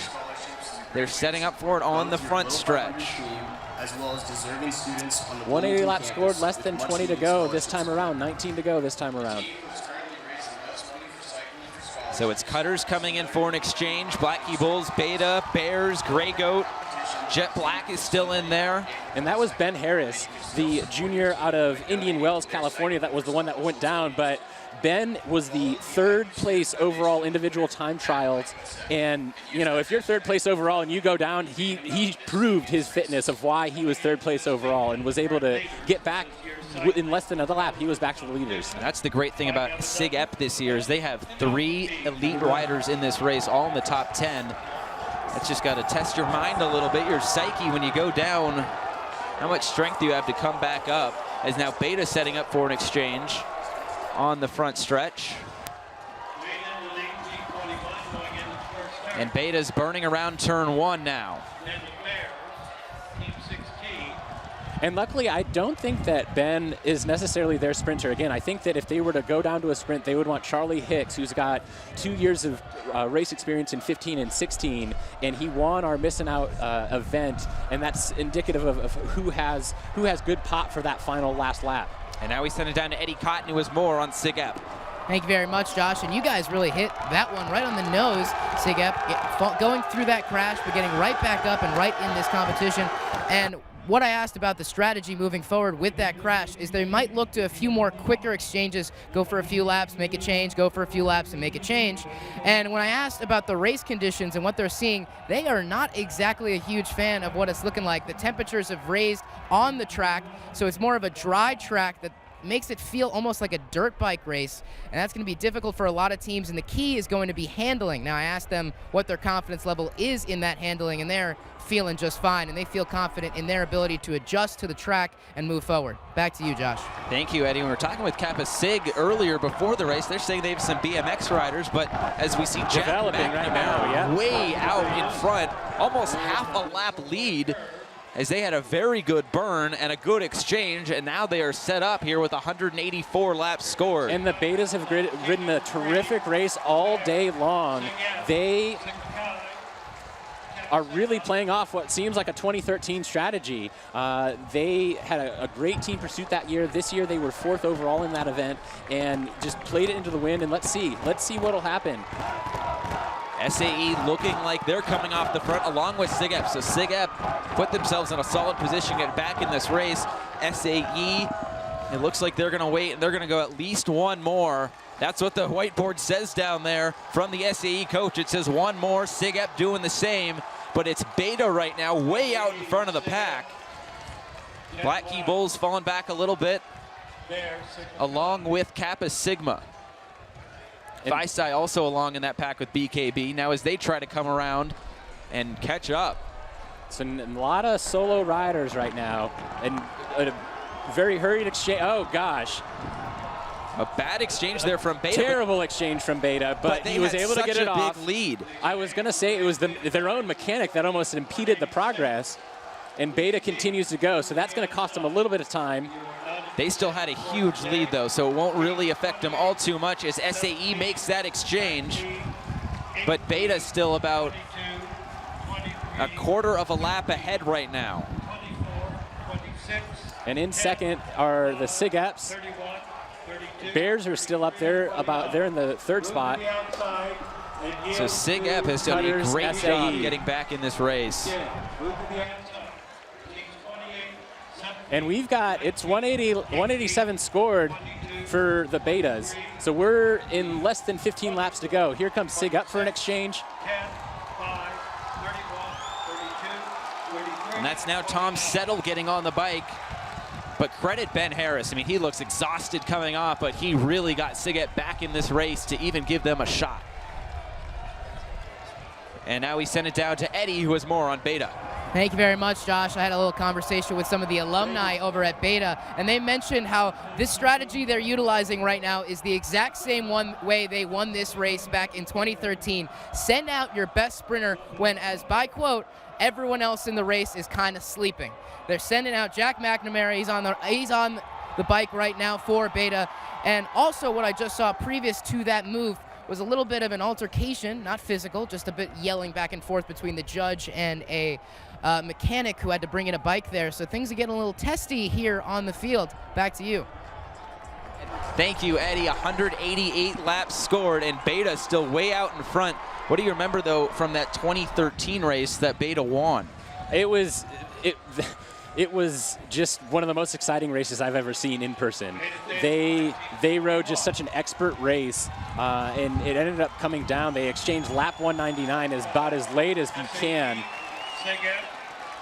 And as we're talking now, Xavier Martinez gets on the bike, and he's been as fresh all day, so I think that he'll be expected to close this down for the BKBs. He's had one set today. But as I said earlier, when the Jet Black guys were off the front, it's that rotation. Once you go through the first rotation, then it becomes very difficult to maintain it and keep it going. As Beta makes an exchange, going on the bike now for Beta is Samuel Hagedorn, a sophomore. And now it's SIGEP out in front. And SAE kind of exchanges off the bat. So SAE's putting on their number 3 rider, Sean Marks.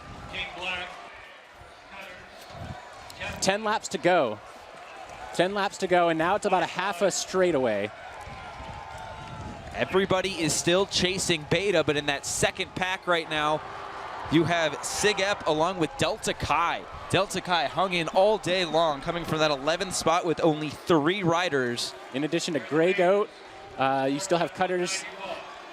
Phi-Psi still there, and the Black Key Bulls at the tail end. Here comes SIGEP, and it looks like they're going to fall back a little bit as Charlie Hicks coming onto the bike for SIGEP.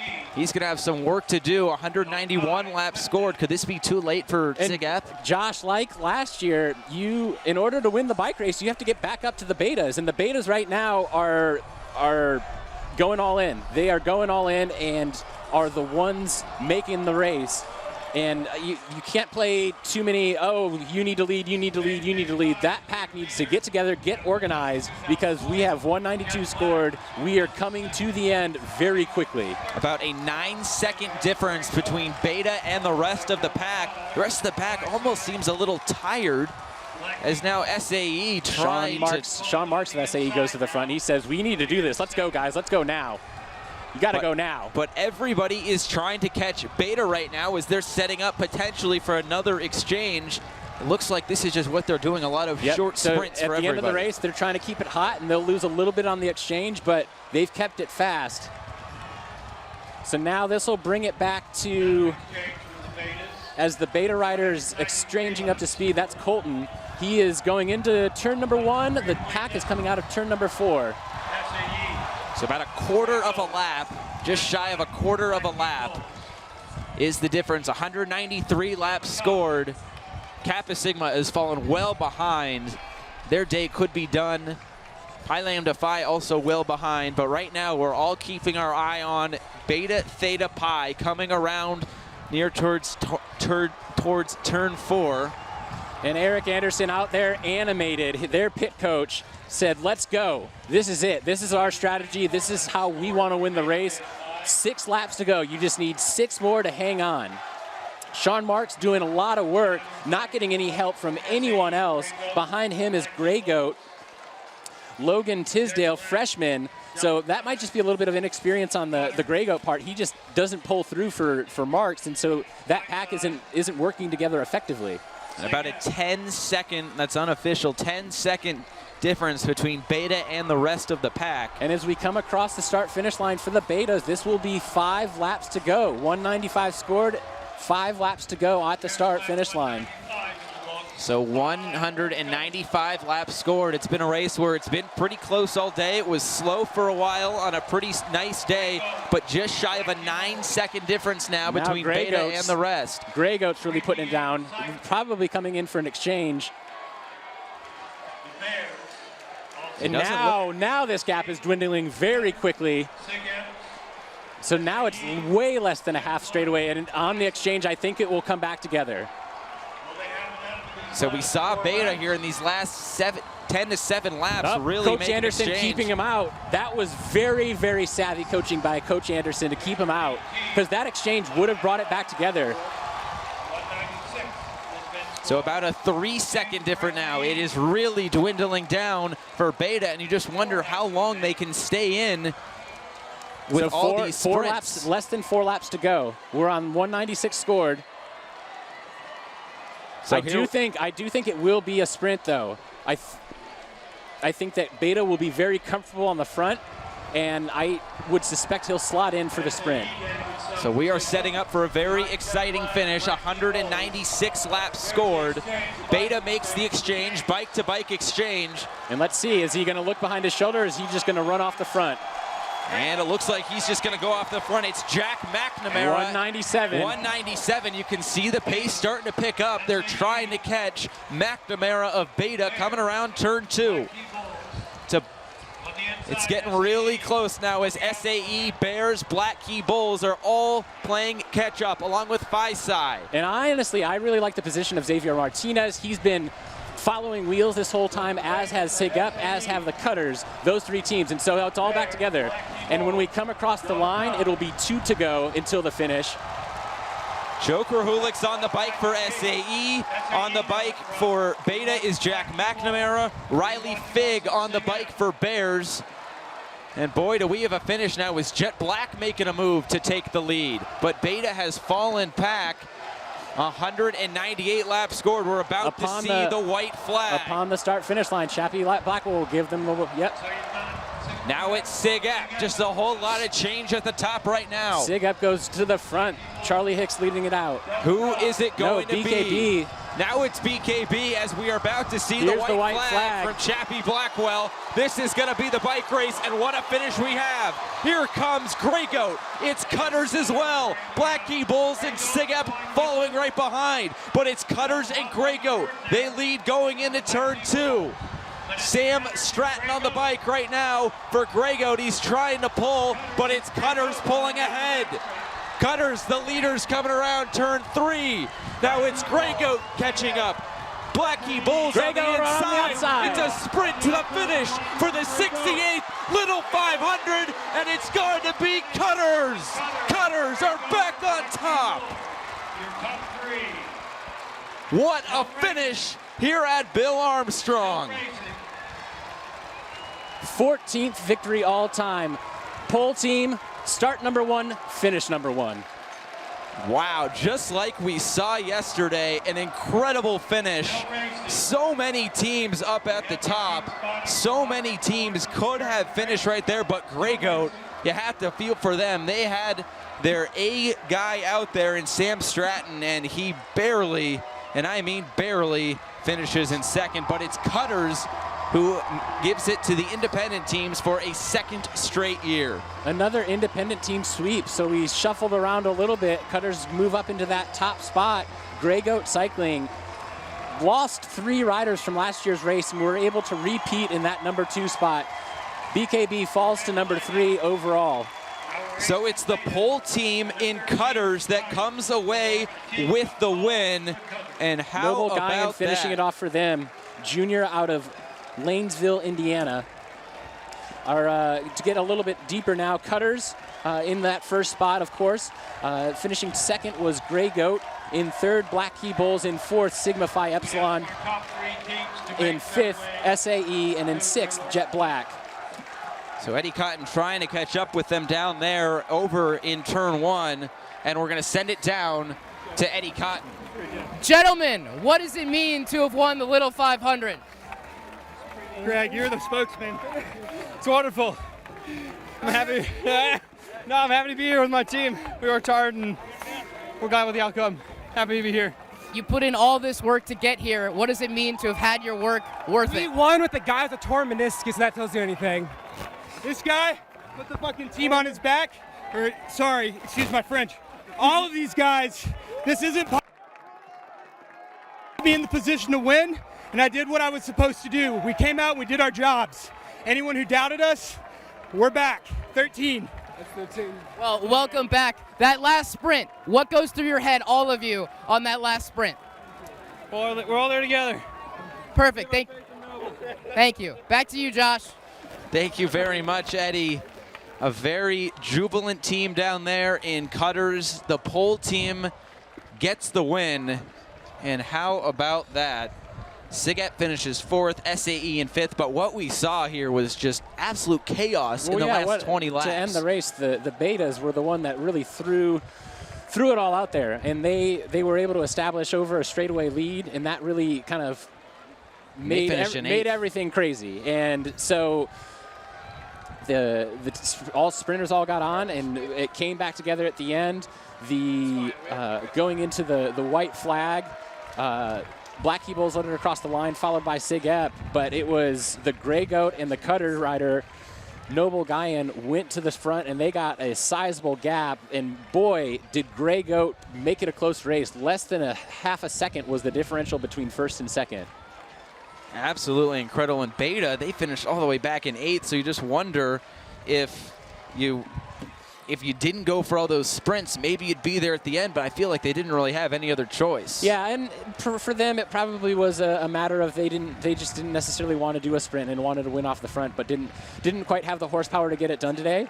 And they definitely changed the dynamic of the race, and they made it hard at the end. And it was they left it to the other teams to have to catch back up to them and if they wanted to win. So those teams did that, and Cutters rode very, very intelligently, where they were not necessarily doing the work to bring it back, but following those wheels and keeping themselves in a good position to eventually bridge back to the Betas so that they could contend for the sprint.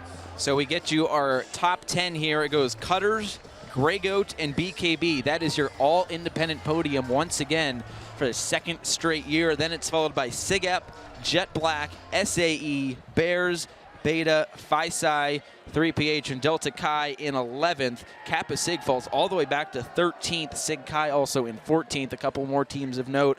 But that was an absolute sprint to the finish. It was kind of a crazy bike race in the fact that it got so slow for a while, and then all of a sudden, these last 50 laps, kind of like we expected, really, really picked up.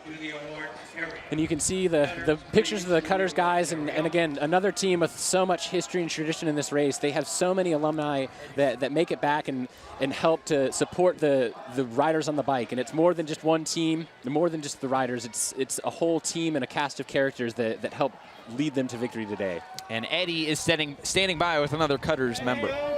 I'm here with Coach. What went into the thought process down that final sprint? It was quite chaotic. We had to put our top guy on 20 laps to go because the race was getting dicey, with fragile, and we feared one more exchange would just put us off the back and unable to catch up. Noble Guyan said, I got it from here, I'll do it, I'll put me in with 20 to go, which is really unheard of.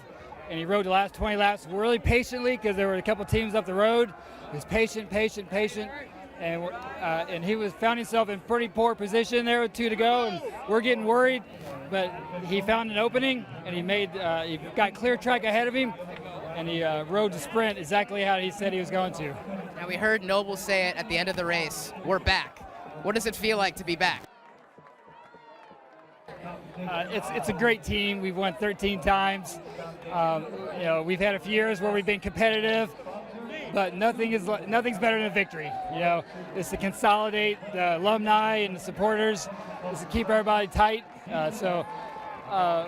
It's really for us. We're back. Not that we left, but we're just really thrilled, obviously, for all the work these kids have done, and the belief they had in themselves is amazing. Thank you very much, Coach. Congratulations. Thank you.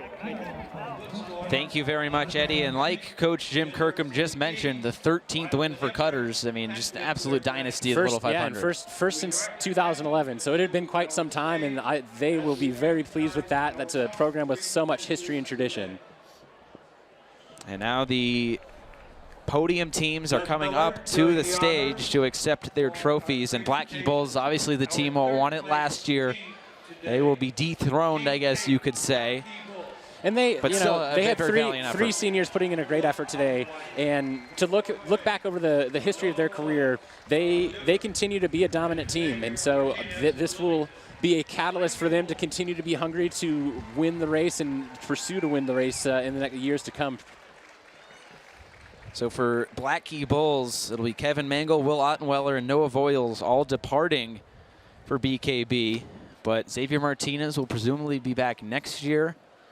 And really tough for the seniors especially. Joe Krahulik, another one from the SAEs, just a really gutted out race. They rode a great race and wasn't quite able to get it done with him. But with younger brother Rob, there's still hope alive now for the Krahulik family.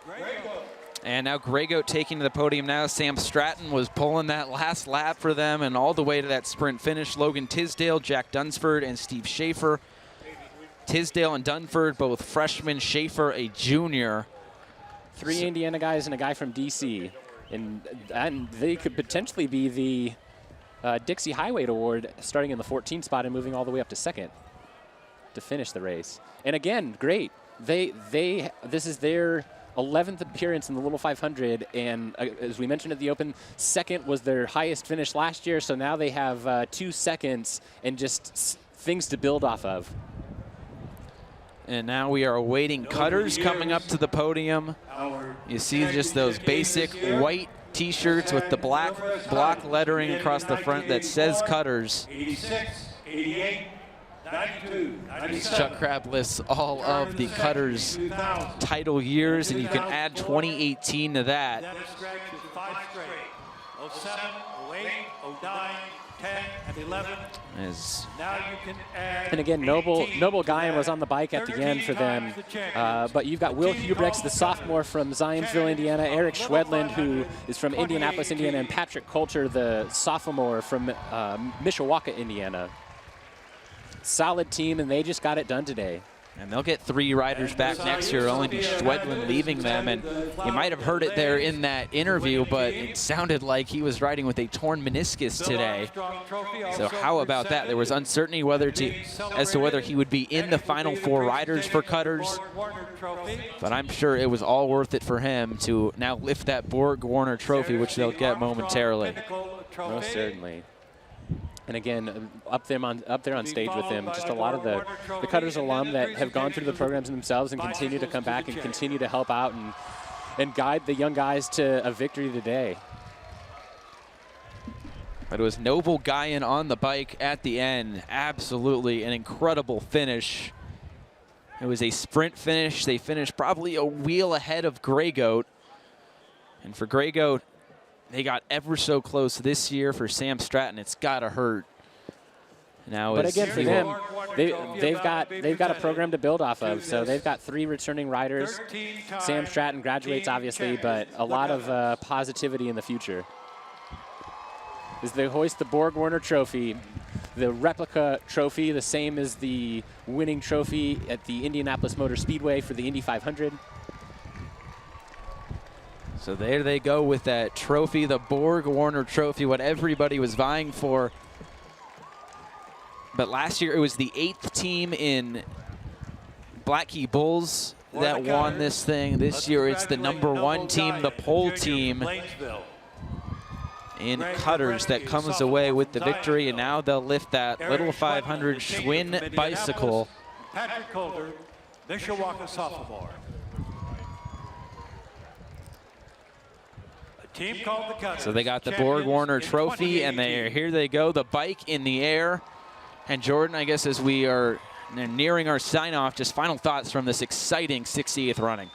Josh, it was another good one. I'm very happy to be back. The pageantry didn't fail. The bike race didn't fail. We got everything we wanted and more, and it'll keep on going. We'll be back next year. The Cutters will be back next year. The Black Key Bulls will be back next year. So here's to 365 more days to go. So for Director Cameron Spar, Assistant Director Olivia Pavich, Galen Clavio, Eric Garabrandt, our entire broadcast crew, Eddie Cotton down in the field, my partner Jordan Bailey, I'm Josh Eastern saying so long from the 68th running of the men's Little 500.